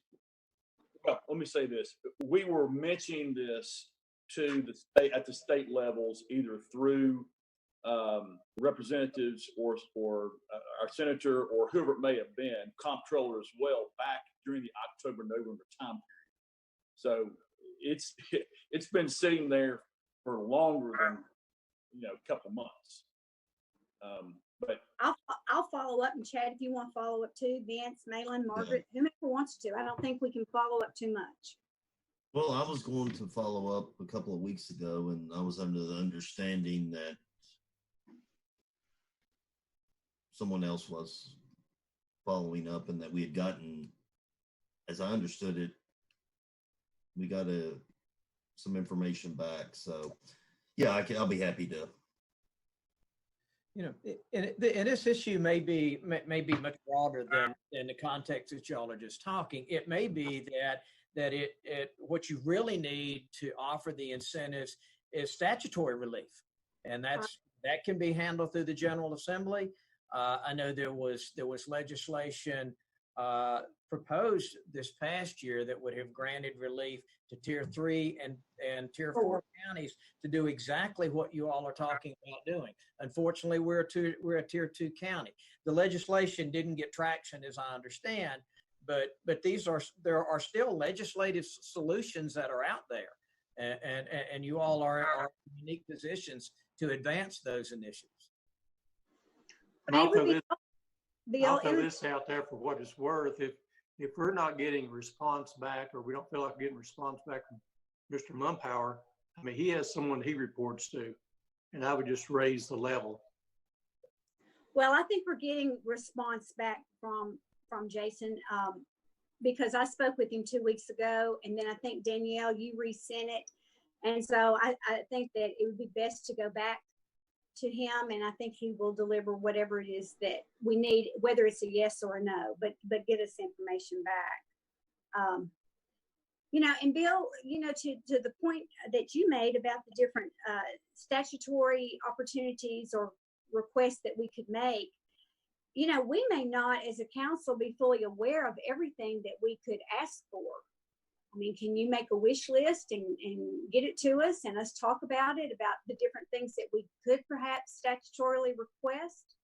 Actually, I think Danielle has summarized that pretty succinctly in the email she's talked about to the comptroller's office. She's talked about grants, which is one of the things you talked about. She's talked about pilots, which has been one of the things that Councilman Keene has mentioned previously. So, there are elements out there. She's also talked about the ability for us to do the utility infrastructure out of the utility fund. These are things that right now, based on her assessment, we don't have the ability to do. Okay. So the wish list is already there in that email. It is. Yeah. Well, what I think, actually, I think Daniel did a really good job in doing that. And by the way, I want to credit the sheriff and also our entire planning staff, Tim and everybody. This is excellent information. And the update, from the 2017 to the 2020 is right on target. And the update gave us a lot of good information, and it was presented very well, Jared. We didn't get into the minutia of everything. You hit important points on it. But what I was going to suggest is that we all do a set of 10, 15 bullet points, relax codes, the building code regulations, grants to individuals that would qualify at a certain, in other words, grants to individuals of $2,500 who have incomes of less than $56,000 or whatever our median household level is, and do that through the IDB or through the housing authority, and all the other types of grants from state and local level. But I think if we all give, a dozen, let's say, bullet points, or a dozen or less bullet points that we feel are the most important things, put all that together. I'm including staff within that also too, not to overwhelm any one particular person, but there may be one bullet point that Malin's got or Margaret's got that nobody else has thought about. Put all that information in together. I think that's a great idea. I would actually love to see that, because what you do, if you come up with a list of the things that you want to do, sort of here's the things that we'd like to do in order to get housing moving, the staff, and just from a legal standpoint, I can go through and say, we know we can do 1, 2, and 3. We're questionable on 4, 5, and 6, and then you've got more of a plan, because it's difficult for me to say, here are all the things you could ask the legislature for, because that's infinite. But if you guys have specific things that you want to do, then it's very much easier to say, can we do this? And if we can't do it legally, go to your representatives and ask for the legislature to change those things so that you can actually move in that direction. I would also say that things on that list, maybe things we are already doing, maybe we need to market them better, because I think there's a lot that we already offer, we already do, and perhaps trying to market them to the right people is what we need to be looking at. The reason I mentioned in a bullet format rather than paragraph format is that's just so easy to read. And, we're all busy. And so when we're all trying, to get things done, and we see a 4-page letter that comes in that kind of goes explanation as to reason why we do it, I just think the bullet points, short bullet points, a dozen each, and including staff, that, relevant staff, I should say, so that everybody gets on the same page. Great. Okay, hopefully we're have some action follow-up. I'd like to also say one of the things that I found pretty shocking, and I didn't go back, it's probably in the 2017 one as well, and it all plays in, just like Lee, the chicken and the egg for quality of life, etc. But looking at the income levels, and so the income levels are females in our area earn overall $11,000 less than males. I think if we also look at how many heads of household are female, so that some of our poverty and some of what our folks can afford can come back to some of that data, as well as, and this is something we've been in the social services sector, you can predict, you can count on the health and education of a child depends on the health and education of the mother. And that is overall. And particularly long time ago, presentation was, so we know that's true. That's what comes up. We also know that women make less than men in general. And the premise of that talk, and we see it right here, is in Appalachia, that gap is even wider than it is in other parts of our country. So to me, that is huge and is something that we ought to take note of, both as a city as well as a community, to say so it's not just improving the status of women, it is also looking at our future workforce with our children to improve the health and education status of our children. So to me, that to me was shocking, that it was to be different and less.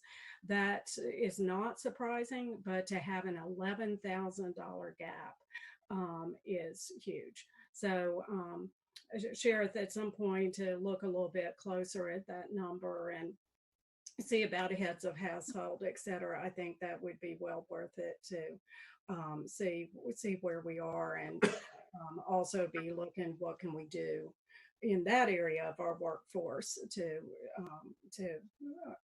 improve that statistic, that data. So, and Margaret, that 11,000 differential, is that Appalachia? Is that our area specific, or is that that's national? Bristol. I don't know what the area, this talk was probably 15, 20 years ago, and it was just in general. I don't remember the specifics at that time, what the percentage was, but it was lower in Appalachia than across the nation. But to be $11,000 lower is, if it had been 5 or 6, I would not have been as surprised, but $11,000 is pretty, stands out. So, well, hopefully that's improved since that report. This is the past 12 months. Okay. In our study, it's on page 6 when you want to. Okay. Yeah, no, this is current. That's not, the talk was just making those points. This is data from our own community, So Bill, what's our takeaway? What are we going to do? I think the takeaway, there's moving parts to this. We really need to have answers to the incentives before we can develop an aggressive incentive package. We need to know the answers to those questions.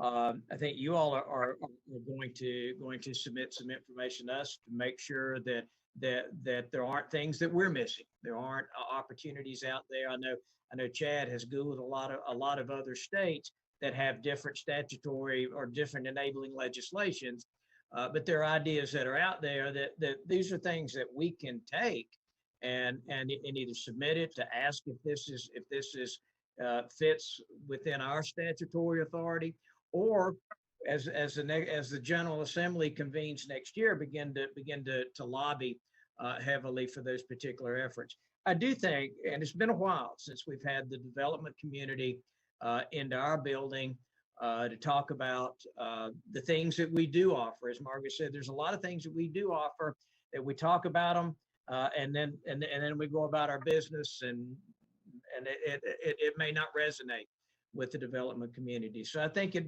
would be important as soon as it's safe to do so. And like I said, I think we're as you hear, we're moving into phase 2. We can begin to reconvene, that we have that type of meeting with or without the incentives at this point, but let them know what we can do. If there are impediments in our regulations, let's address that. And we should learn that during those meetings. I think it would be a good opportunity for council to engage with developers during those meetings. But we can also, once again, show the property inventory that we have that's available for development, and those incentives that we currently have on the table. You're going to talk about utility tap fee incentives here shortly. And we may not know the answers to some of the other questions, but I don't want to wait 2 to 3 months to do that. Let's have a meeting. Let's have that conversation. If we find in 45 to 60 days we could do something different, let's roll that out as a new initiative at that time. Bill, I was just gonna, my gut instinct tells me that, if we, for instance, Michael here is someone from our realtor groups. If we had at least one or two developers, one or two bankers, one or two of each of the places for a meeting like you're talking about really soon, maybe in June or whenever you think, I would like to see us have a large meeting as we did I think the last time we did this was about 2 years ago, as we did, where we had a room full of probably 30 or 40 people, and pass these ideas along as soon as we can to, one or two out of each of those sectors, and then break it out, educate. And I think we've got, once we have our plan, which I hope to have this summer, July, August time period. Once we have that plan, we really advertise it. I mean, we really get it out to all of all of those developers, realtors, and bankers as to what we're doing. And many places in here, as far as action plans within our study, says educate. Mm-hmm. I think we have to educate through multiple platforms, and one of them has to be traditional, getting information out, which is, traditional advertising. And we've got to budget a little bit of money towards that. And so that's kind of my thought.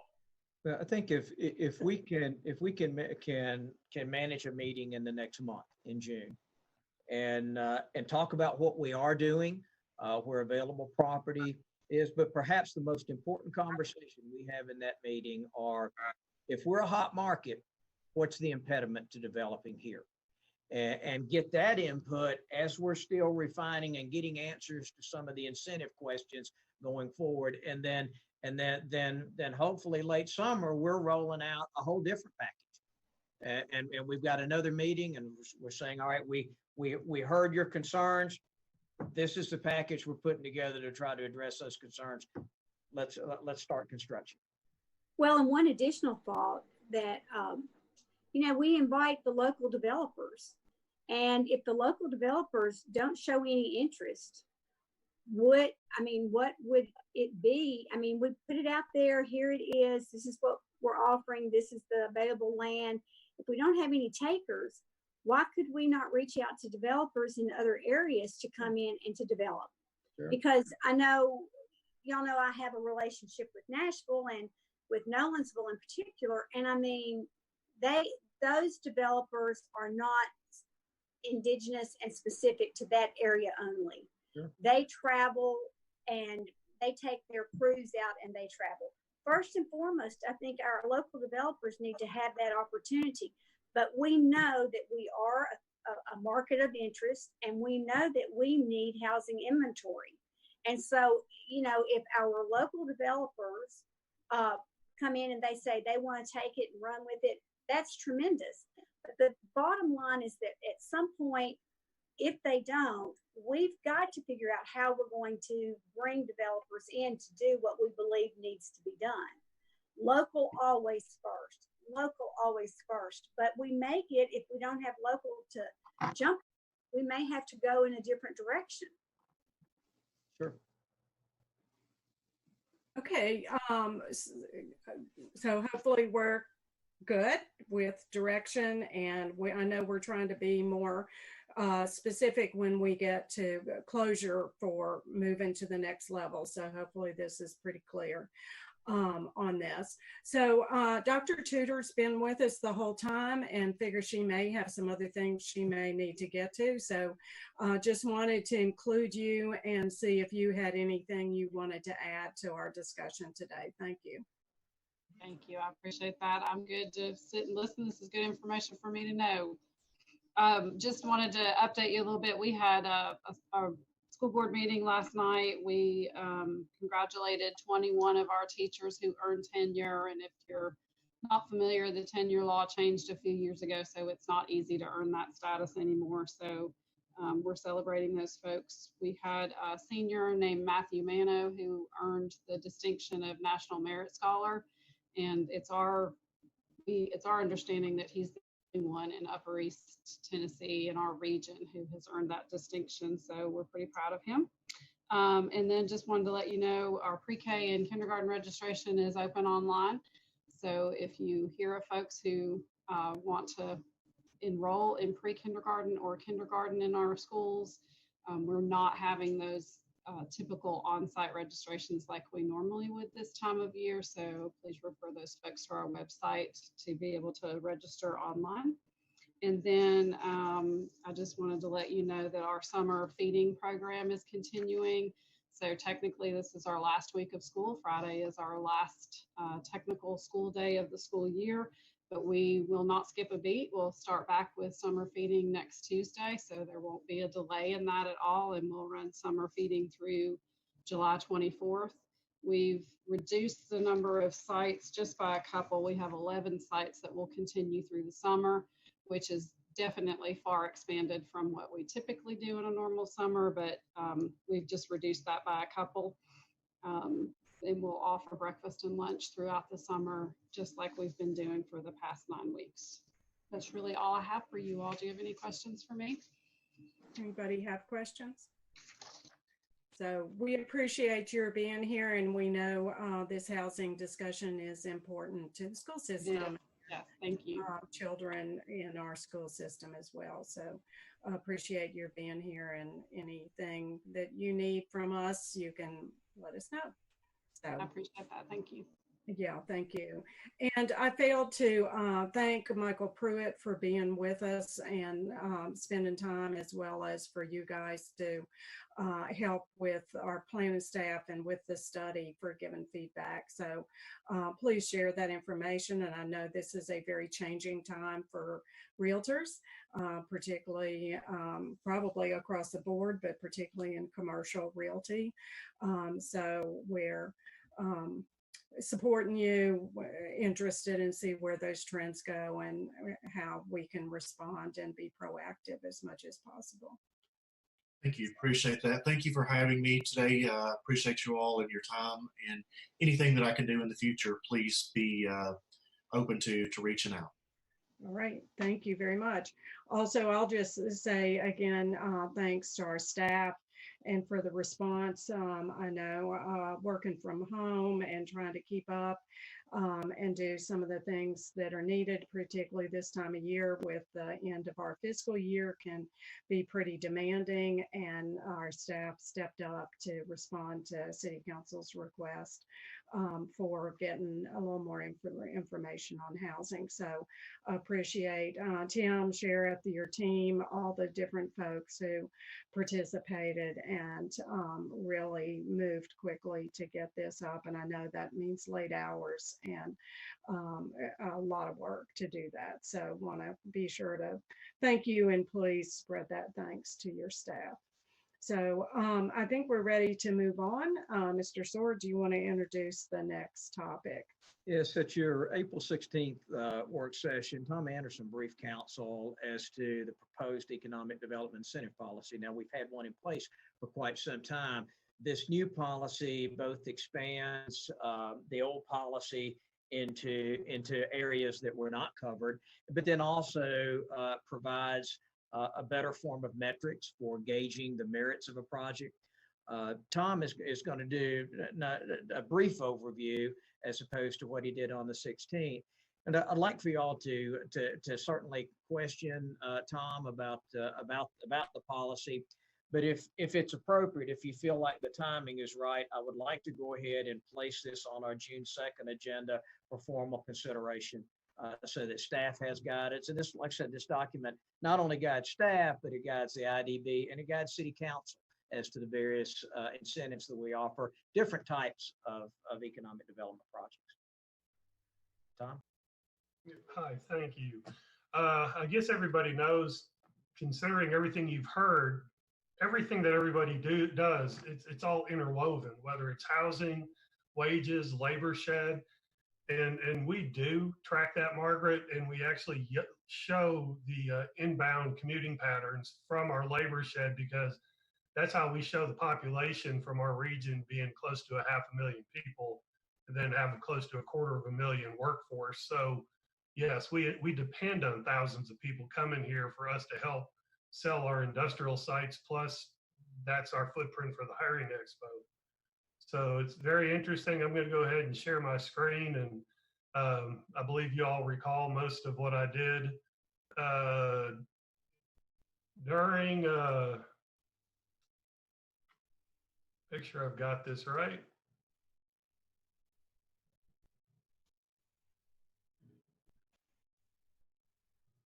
Okay, so there we go. All right, this you guys have had a chance. I think it's back in February. We gave you the incentive policy to look at. And getting in there, we have tax increment financing, which we have the both from the Housing Authority and the Industrial Development Board. The Housing Authority, that's the one we work with mostly. So you have also the Economic Development TIF, which runs through the Industrial Development Board. But that obviously that requires an economic impact study, and that study could be reviewed by the comptroller and the Department of Economic and Community Development, and they just want to make sure that the TIF is necessary for whatever the district would be. But getting into the Housing Authority, you still have the statutory requirements that it has to have, eliminating blight and reducing poverty and a lot of those other areas that you all are very familiar with. And this is just an example of how tax increment finance works. The blue down here shows that you have the base valuation. That's what it is today.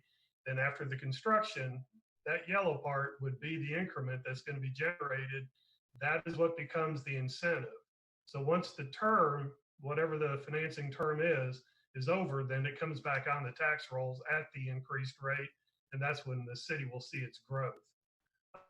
And that's very important, because we aren't paying, we're deferring taxes. We're actually using it as an incentive to the developer. In the case of the Housing Authority, it goes to retire a debt that the Housing Authority takes on. And if it's an economic development TIF, it's given to the Industrial Development Board, which can be granted to the developer. In essence, it's a grant, and it can be used in many different ways. Payment in lieu of tax agreement, we just call them pilots. This is our term for tax abatement. In the incentive policy that was shared with you all, it had performance metrics, and those performance metrics would be job creation and retention, capital expenditures, average wage. The types of projects, it's things that we would want, or it may be a target industry that's specific to Bristol. Could be something that would bolster workforce education. It could elevate the workforce as a whole. But right now, other than extending infrastructure, we have tax increment finance and pilot. Then one of the new ones is our proposed strategic development areas. We went through this. This is where we studied Volunteer Parkway. Yes, we identified about 4 areas of Volunteer Parkway that could be used as strategic development areas. And that would require mixed use. It would have residential, commercial, retail. Those components would be the overall project. And if you look, the property has to be, the value of the property after the project's done has to be increased at least $3 million. That's what we're proposing. But if you notice the same little chart, even though that's how TIFs work, that's how the SDA pilots would work. We would take and we would keep our base tax, but then we would also have what would be the increment, which could be used by the Industrial Development Board as an incentive to the developer. It could go to offset, it could be some challenges, whether it's they're building in floodplains, it could be topography, it could be that they put walking trails, connectivity, it's just whatever metric, whatever performance that we ask be done in the development, we can incent that developer with that increment. Otherwise, it would be a pilot. It's going to be kind of a hybrid. It'll function like a TIF. other than that, and this is the map, if y'all recall that this is the study area for Volunteer Parkway. The green areas are already redevelopment districts, which the Housing Authority controls. But then if you look at where the number 1, 2, 3, and 4, those are the areas that we were looking for strategic development. Again, this is just Volunteer Parkway. We could study other parts of the city. If you recall, Sheriff was pointing out that we could have corridor, and we could have areas that we target specifically, and we can do these overlays. But I strongly suggest that we do some kind of an economic impact to make sure that it is something that we will want it to grow the way it needs to grow. It'll fit our comprehensive plan, but it'll also increase the assets in the city.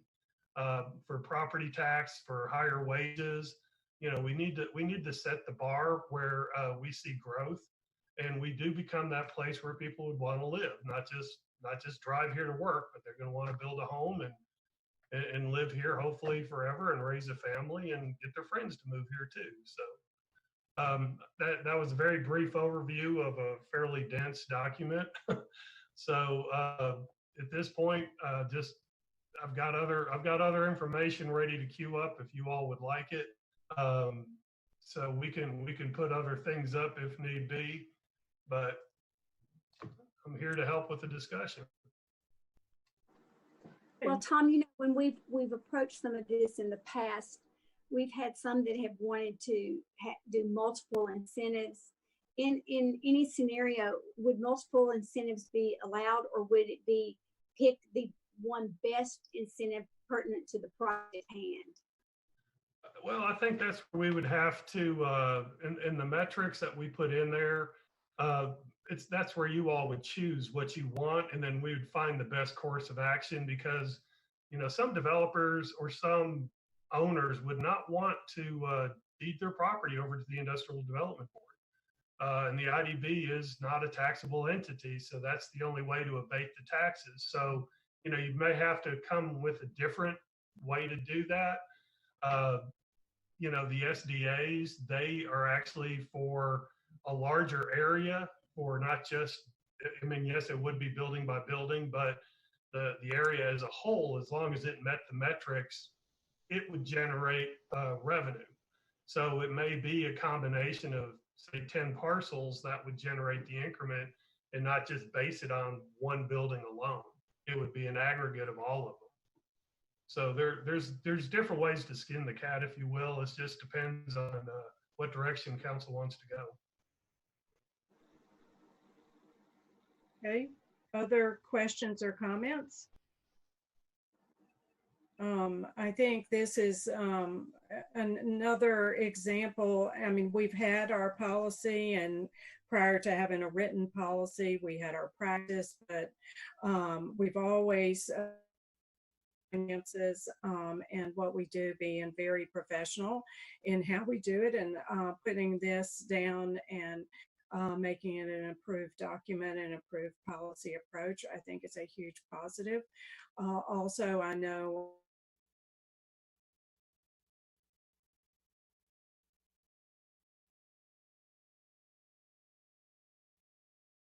that can be very helpful. So again, proud of the work that we do, and proud of our staff for the products that they present to us. So other folks with comments, and I assume that if we want any changes or don't like it, now would be the time to have that discussion before it's on. I mean, we can talk about it in June as well, but this is a time to get back for anything that needs to be tweaked. And Mayor, also, this is a document that should not sit stagnant. It should be reviewed probably yearly, just to make sure that we're hitting the targets that we want, and we've got the metrics set where we want them. Sounds great. Hopefully we've got some kind of little reminder calendars for everybody that comes up, that we remember to do that. So, because we won't, so don't count on us. We'll remember, but it'll already be late, and then we'll say, why didn't y'all do that? So anyway, And that doesn't mean that it gets changed every year, but it does mean that we take a look at it and see where it is. I think that's pretty awesome. So, In making those changes on an annual basis, you know, as with the planning commission, you know, once a project comes in under one set of it lives under that set of ordinance. So in changing any of this on an annual basis, how impacting would that be? Well, I don't see it being substantively changed. I see it being tweaked. There may be some other items that you all would like to be added to it and not necessarily restrict, because most of these development windows are 36 months.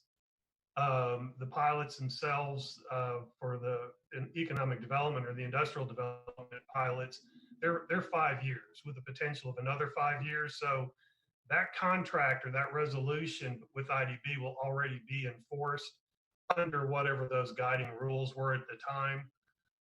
But I don't see any large changes. I just see some possible additions.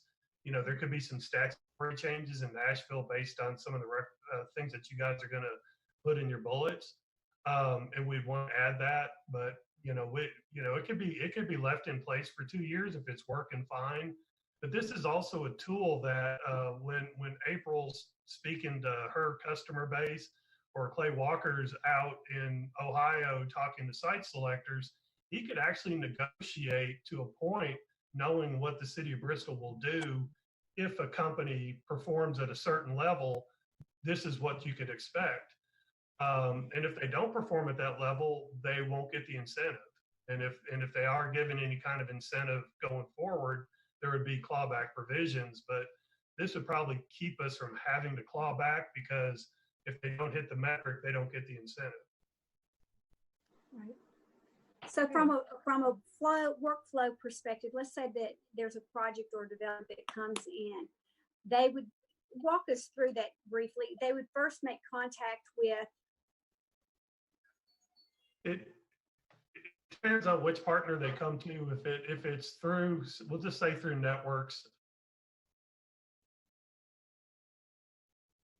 we submit some of our sites in Bristol, and then we get a request for a full proposal.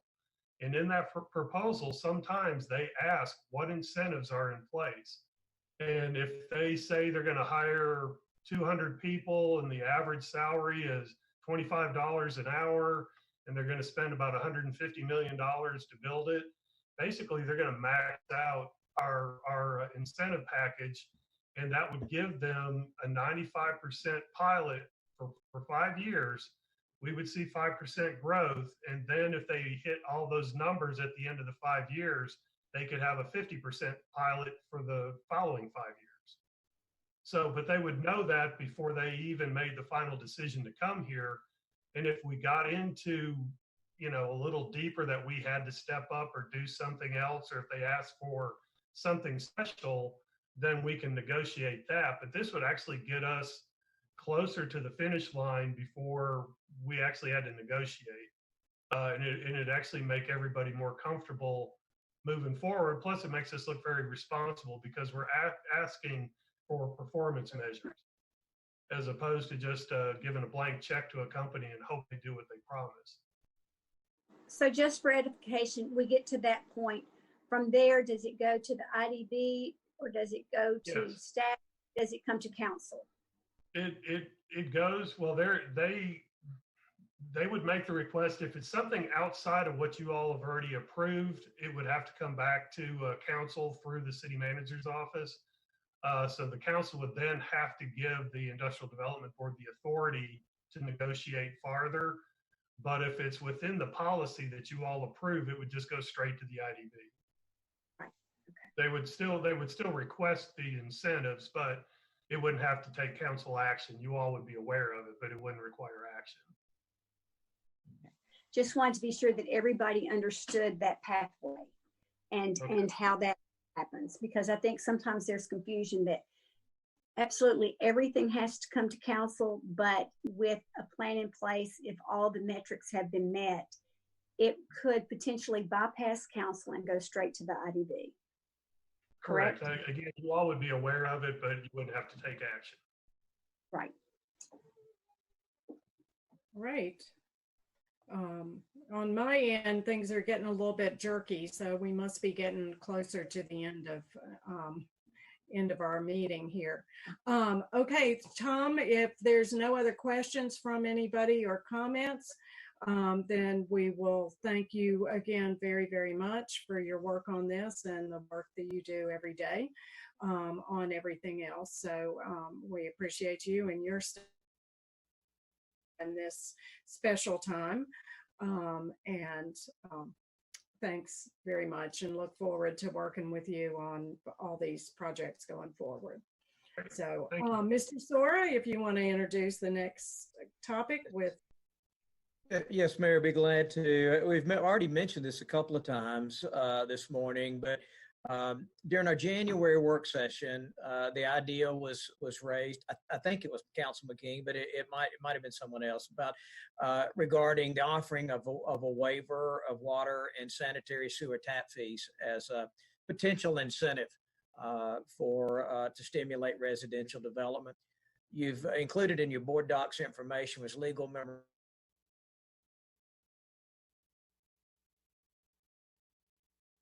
Smith, and she's going to review this with you today. This is something that that you could implement fairly easily, and in accordance with her legal opinion about how to move it forward. So, Danielle.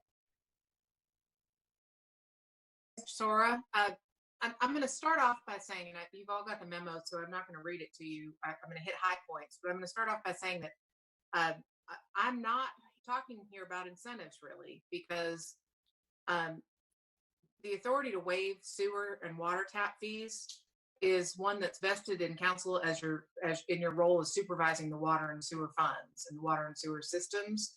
But using water and sewer tap fees as incentives is not really part of that authority.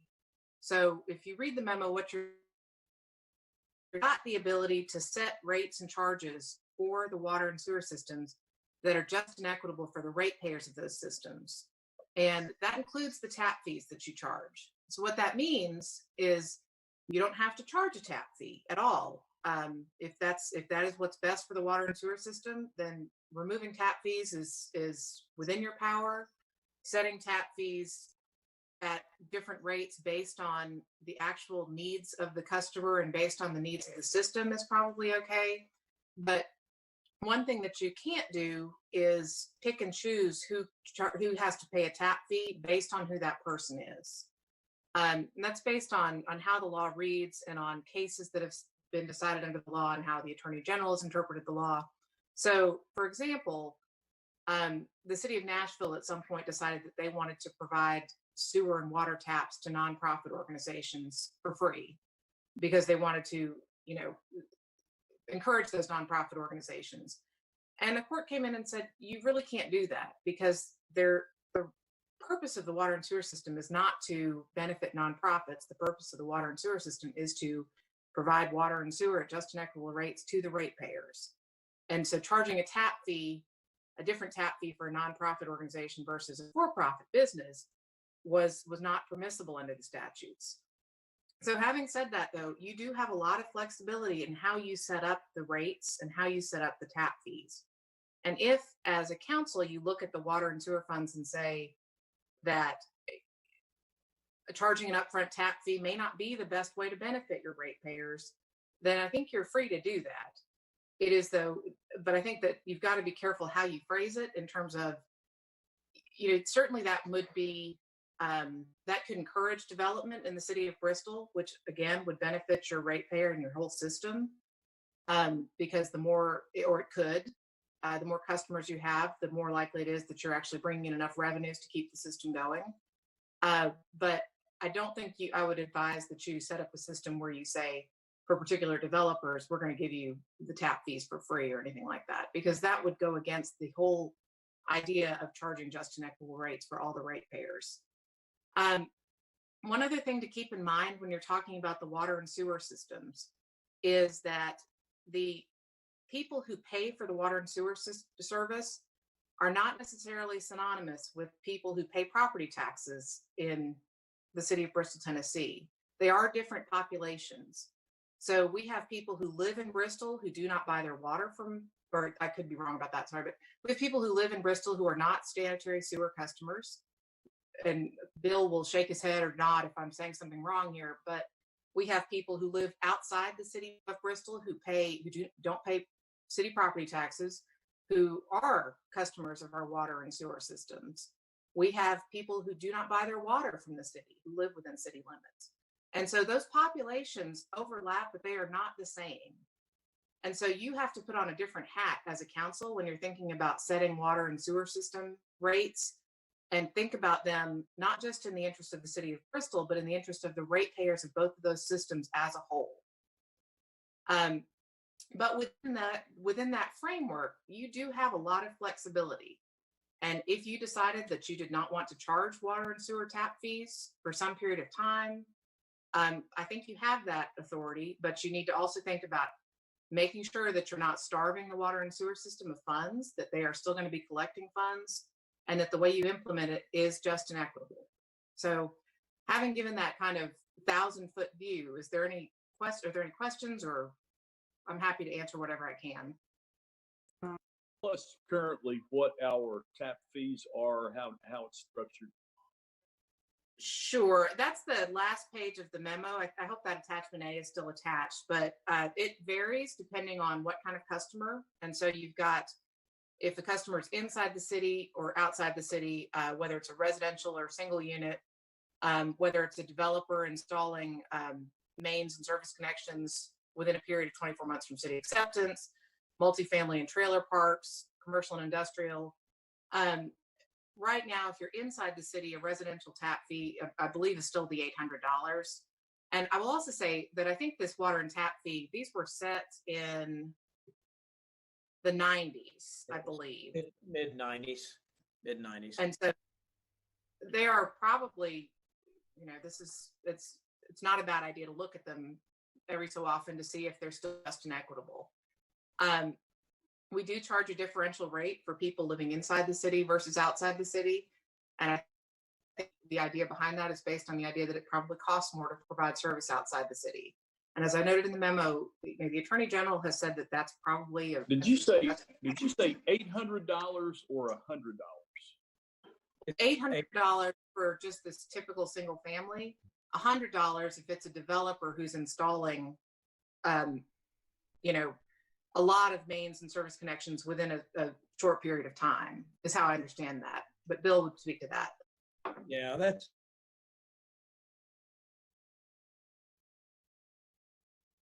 and it's interesting that the historical aspect of this, but we're having a lot of the same conversations in the early 90s.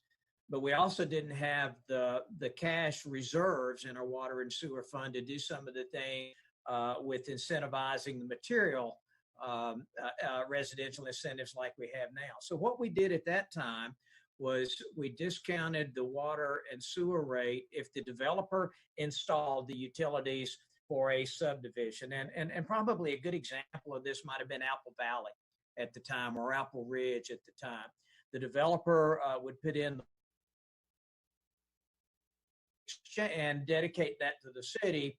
But then we would, as long as this development was inside the city limits, we would offer a $100 tap fee to that developer for both water and sewer for developer installed lines. One thing this could do, look at this attachment. I hope everybody, if you haven't had a chance to look at it, that was included. It's very interesting. It could also be used, annexation through infrastructure. Is that there be such a cost differential between being in the city and outside of the city that a developer would request, based on the incentive through the infrastructure, to be placed annexed into the city. Because right now the differential inside the city is $800, outside the city is $1,300. That's for a single living unit. But for a developer inside the city right now, it's $100, and outside the city, it's $1,300. And we can work with that to create a greater incentive for development within our urban boundary to be brought in through annexation. I mean, that in and of itself could be a creative way to encourage annexation by request from the developer. When we talk about, and we've talked about this a lot and thought a lot about it, and that's the outside versus inside. We can incentivize things on the front end with an understanding, Danielle, correct me if I'm wrong, with an understanding that it would be recouped on the back end. And it might be that when we have the return of that incentive on the back end, that it is at a lesser rate than it would normally have been going in on the front end, as long as we're consistent. I think the way that I would put that is not necessarily that you're incentivizing on the front end, but if you decide that you're not going to charge a tap fee, then you probably are going to have your actual, monthly water and sewer usage rates. And so you are essentially saving somebody money on the front end and collecting on the back end. Well, I know at one point we had said that we could incentivize it, not charge the tap fee on the front end or charge a minimal tap fee on the front end. But once the property was sold, that would be included in the pass-through cost to the homeowner, the purchaser. That's a program. That's essentially the program that we have sent to the comptroller's office for review, or an aspect of the program. And so right now that's a question whether that's something we could do, but certainly if what you're trying to do is cut the developer's costs on the front end, then one way to do that is by not charging the tap fee on the front end, but recognizing that you can't just give the revenue away. You have to maintain the revenue that's coming into the water and sewer fund. And so you've got to make up for that revenue some other way. Usually it's going to be through a slightly higher rate on an I would not be in favor of incentivizing a tap fee on the front end and then for it to be passed on to all of our current rate. I think that is, I think that's an inequity that. So I would hope that we would be able to recoup it at the time that the property was sold. Just for the point of information, we've talked about revenue on tap fees and so forth. On the water side, we average about $50,000 annually for tap fees on the water side and about $25,000 on the sanitary sewer side.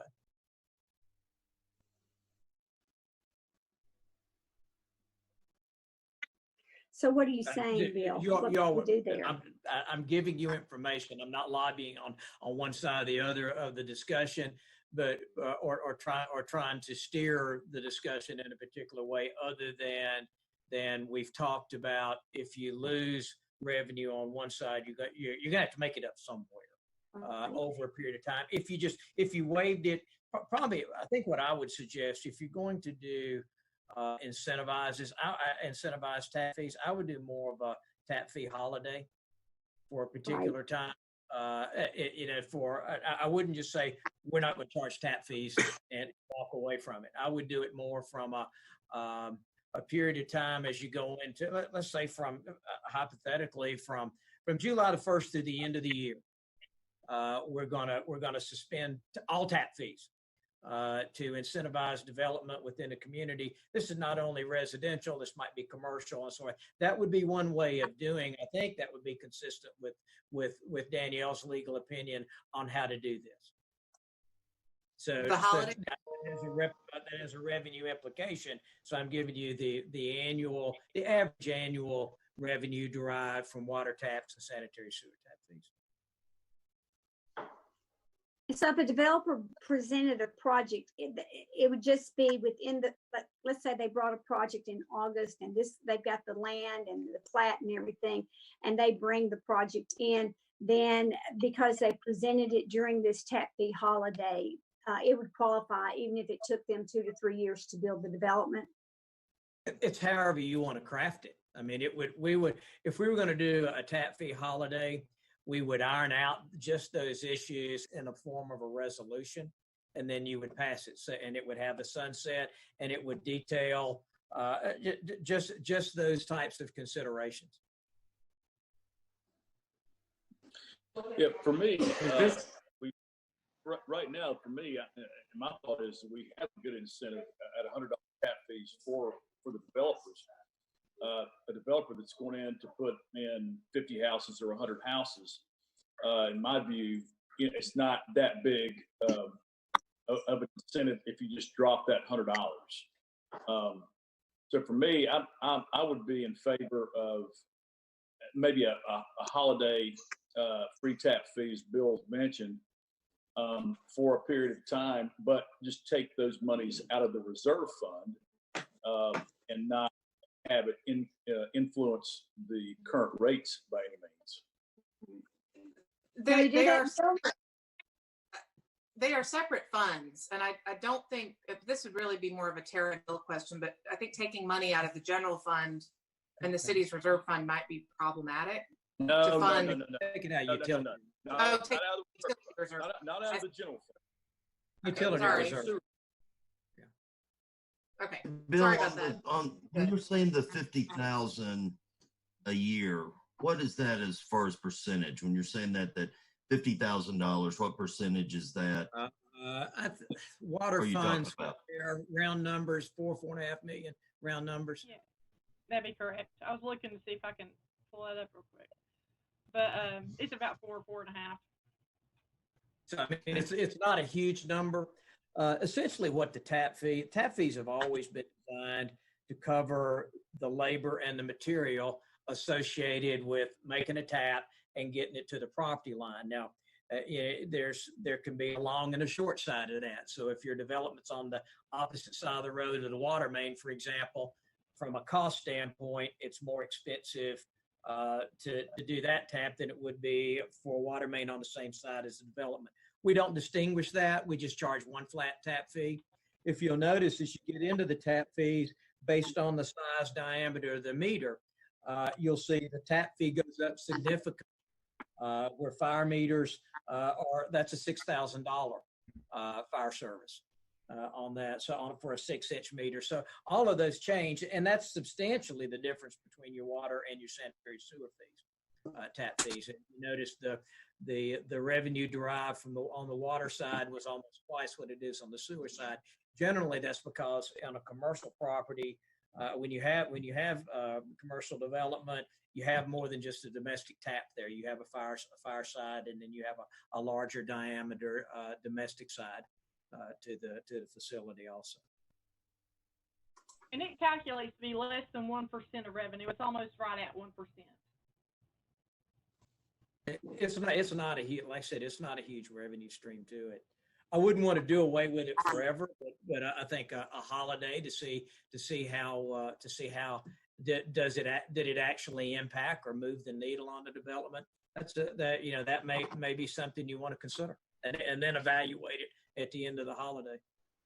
And now at the end of the holiday, these need to be repaid, or is it truly a holiday and the money can be taken from the fund?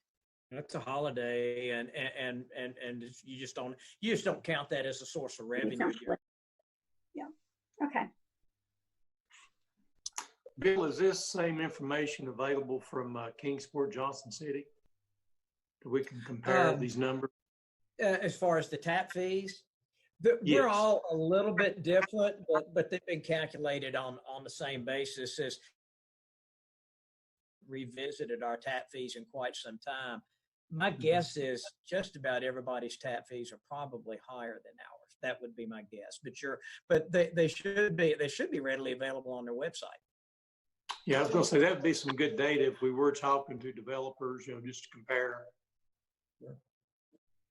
Well, and I know when we put the stormwater fee in, we were the last one, I think, from Knoxville, Roanoke almost to put in a stormwater fee, and our stormwater fee at the time that we put it in, and I don't think it's been raised.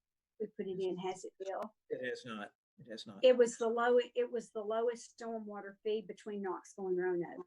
So comparatively and competitively speaking, our stormwater and sewer fees we know are the lowest in the region.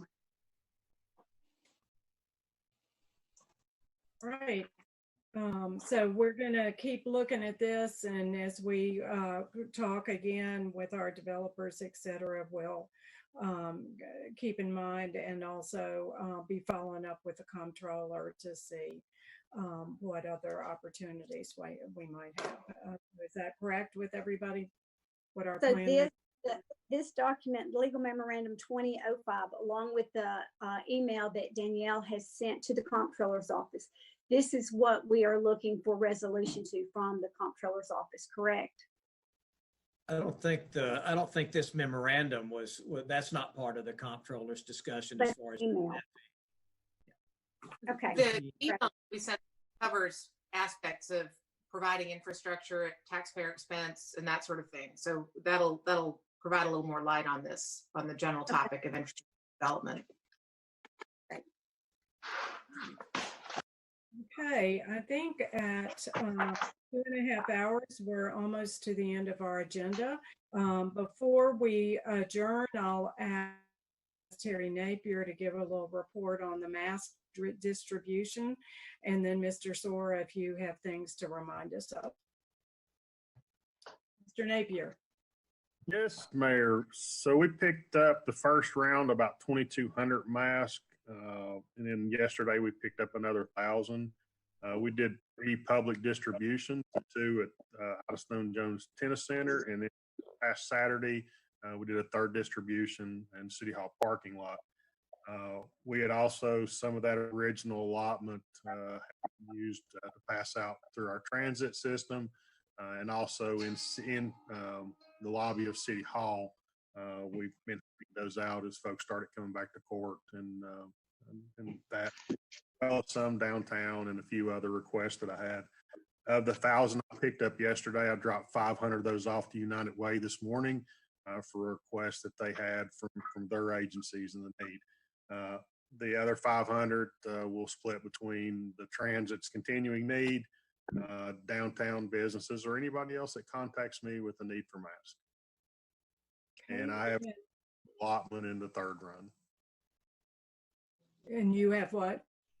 I've requested more masks in the 3rd allotment. So yeah, right. Well, our understanding from the task force phone calls is that the next round they're increasing their production. So it's going to be up to 1 million per week. So the next allotment ought to be more. We'll see where that goes. And my impression was that they would continue after the 3rd allotment, but we can confirm that on our call tomorrow to have a better understanding. So we'll keep requesting it. Okay. And again, it says my internet connection is unstable. Mr. Sora, can you wind us up? Yes, I will. Very quickly, we got 3 meetings coming up. The budget work session is June 1st at 1 o'clock. We will do this in Slater. We'll see where we are in terms of our phasing at that time as to how we have to structure that. But we will do that in the Nature Center. In Slater Center, Slater Community Center at 1 o'clock on June 1st. June 2nd, I think we had some travelers. There was a request to continue to do our business meeting on Tuesday, June 2nd by Zoom. So now that will be first reading for our budget. There will also be as we always do, budget amendments to fiscal 2020 that will also be under first reading at that time. Then a week after that, on Tuesday, June 9th at 7 p.m., we will have second reading on both of those ordinances, as well as public hearings. I would suggest that we have that meeting as being open to the public, just to accommodate the public hearing aspect of those 2 items.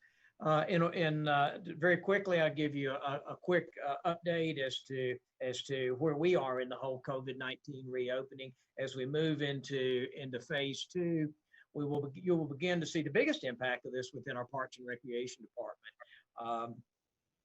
We are in the process now of developing signage for our playgrounds, shelters, and so forth that talk about they aren't sanitized. Please practice social distancing.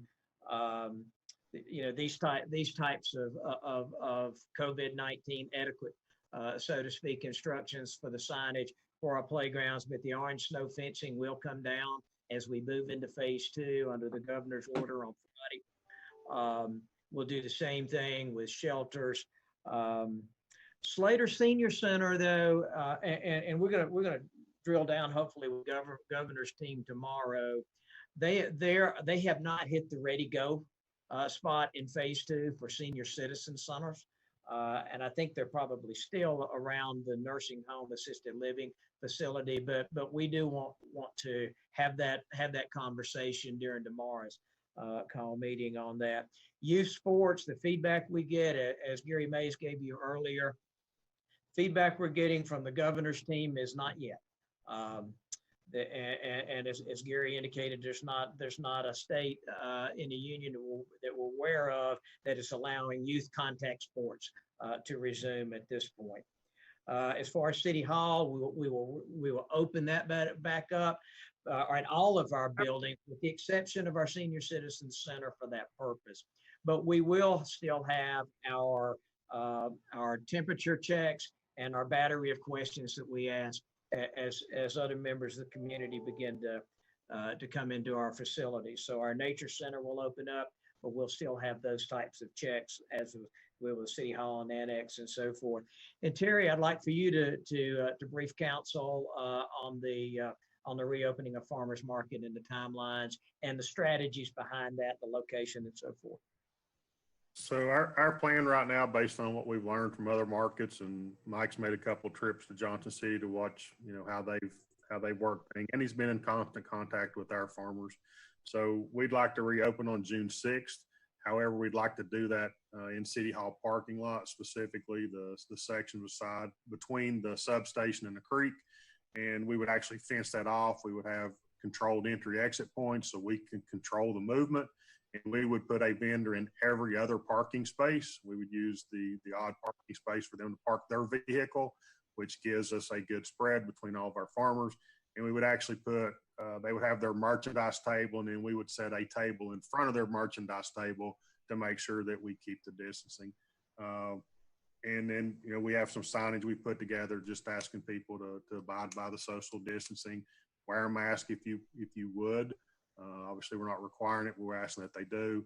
And then just controlling the movement one direction and encouraging people to move along and not congregate. So trying to open it safe, but we're starting to get some sunshine, and we had 2 dry days. So produce is going to start coming. And we want to make sure that our vendors have resource to sell that. We've posted the information so people can contact and buy what they have, but we think it's time to move to the next step. Hey, Terry, would you, I know I had to ask you, and I don't mean to put you on the spot, but just of anyone that's watching, just so they understand, because I know like myself and the rest of the council have got a lot of feedback on the pool and of the music, of just letting them know of why those decisions were made and why you guys made those decisions. Sure. There's a couple reasons. We'll start with the pool. As you're well aware, our pool is a very old pool, right, and we have about a 30-day repair window on that pool. We have to go in, repair the concrete, scrape all the paint, repaint, a lot of labor and a lot of material. Well, when did we do that? We didn't bring in our summer staff to do that because we didn't know what the closure. So if we started today, we're 30 to 45 days having that pool ready. And we have a very short pool season. And where do we get lifeguards? We haven't hired any of our summer staff. So from those standpoints, and then the social distancing, water, the chlorine in the water is believed to kill the virus, but you still have people making physical contact. They're still touching railings. They're still touching, things that we can't keep sanitized. So all those things together, it just didn't make sense to open the pool. Staffing is my biggest concern because we have difficulty every year getting lifeguards because of the timing. and with school and starting late in the summer, we would have great difficulty getting those guards as well as getting the pool operational. As far as music, the governor's pledge still doesn't allow music, and our crowd size still doesn't allow the crowds that we would gather at music. A smaller issue is we don't have our stage yet. The border's still closed. Our stage is coming out of Canada. Obviously, we could work out a stage. That's a small piece, but the crowds that we would gather for our music would not fit into the governor's pledge at this time. And even when it changes, we believe it's going to change to 50. If you've been to our music series, I still think we would be out of compliance. You know, our bands wanted to know something, so we looked at everything. We looked at what other groups are doing as far as their plans, and felt like to stay in compliance, so we're all kind of on the same page. That made at least through July to go ahead and postpone our music. In regard to that, I think, you know, it's been on social media, but on social media, there was no explanation. And so I think, and I'm not being critical, I'm just saying a lot of the comments, and Terry, I'm sure you've monitored them, John, I'm sure he has as well. It's that they just really don't understand, because it hasn't been put out there succinctly, that the pool is not opening due to why. The music is not happening because why. And so I think I still go back to, it's real important that we make sure that our public understands that these decisions have been, and we know this, but that our public understands, those that we represent, that these decisions have been well thought through, because they're saying, well, Kingsport's pool is opening, and, you know, even though it's limited numbers going in, you know, there was a big spread in the Kingsport paper a few days ago about that. And, you know, and I understand the music. And so we might want to take a look at those social media postings, and we may want to encourage the newspaper or the television stations to come and interview you or John or Bill or whomever about, you know, it's a safety issue, it's a staffing issue, you know, this is the issue, and why why we are going in the direction that we're going. And we're going to Zoom on our meeting on June 2nd. So Yes. Scott will just be joining us through Zoom, right? Yes, ma'am. Okay, that'd be great. And Hours to the news media. I did an interview with JHL when that press release went out. I have an interview with CYB at 1 o'clock today and JHL at 1:30 today, talking Great. about things. And I also have a 2 o'clock conference call with the regional directors to talk about, you know, what we're doing between Kingsport, Johnson City, and the other agencies. There's some things that we can't stay synced on, but there's other things that we're trying to stay synced on. Kingsport's pool is a lot different than our pool and Johnson City's pool. So we are working together, and if the media will talk to us, we're trying. So and I think we've just got to be sensitive to the fact that right now, with other states not opening like we are, and this, that, and the other, whether we want to talk about it or not, you know, civil liberties are in question. And sometimes, you know, when decisions are made, civil liberties are not trying to be tapped down. They're not trying to be denied. You know, it's for founded reasons that have nothing to do with civil liberties. You know, people will have the right to make their own choice as to whether or not they go out in public, whether or not they jump in a swimming pool, whether or not they go to a farmer's market. We could discuss that to death. But we want to reassure people that these decisions are not a governmental body suppressing people and their civil rights. We want them to understand that there are well-founded reasons for the closures or the non-openings of some of these things. So good luck, Terry. Thank you. Thank you, Terry. So, all right. Anybody else with anything today? If not, gone. We call this meeting adjourned.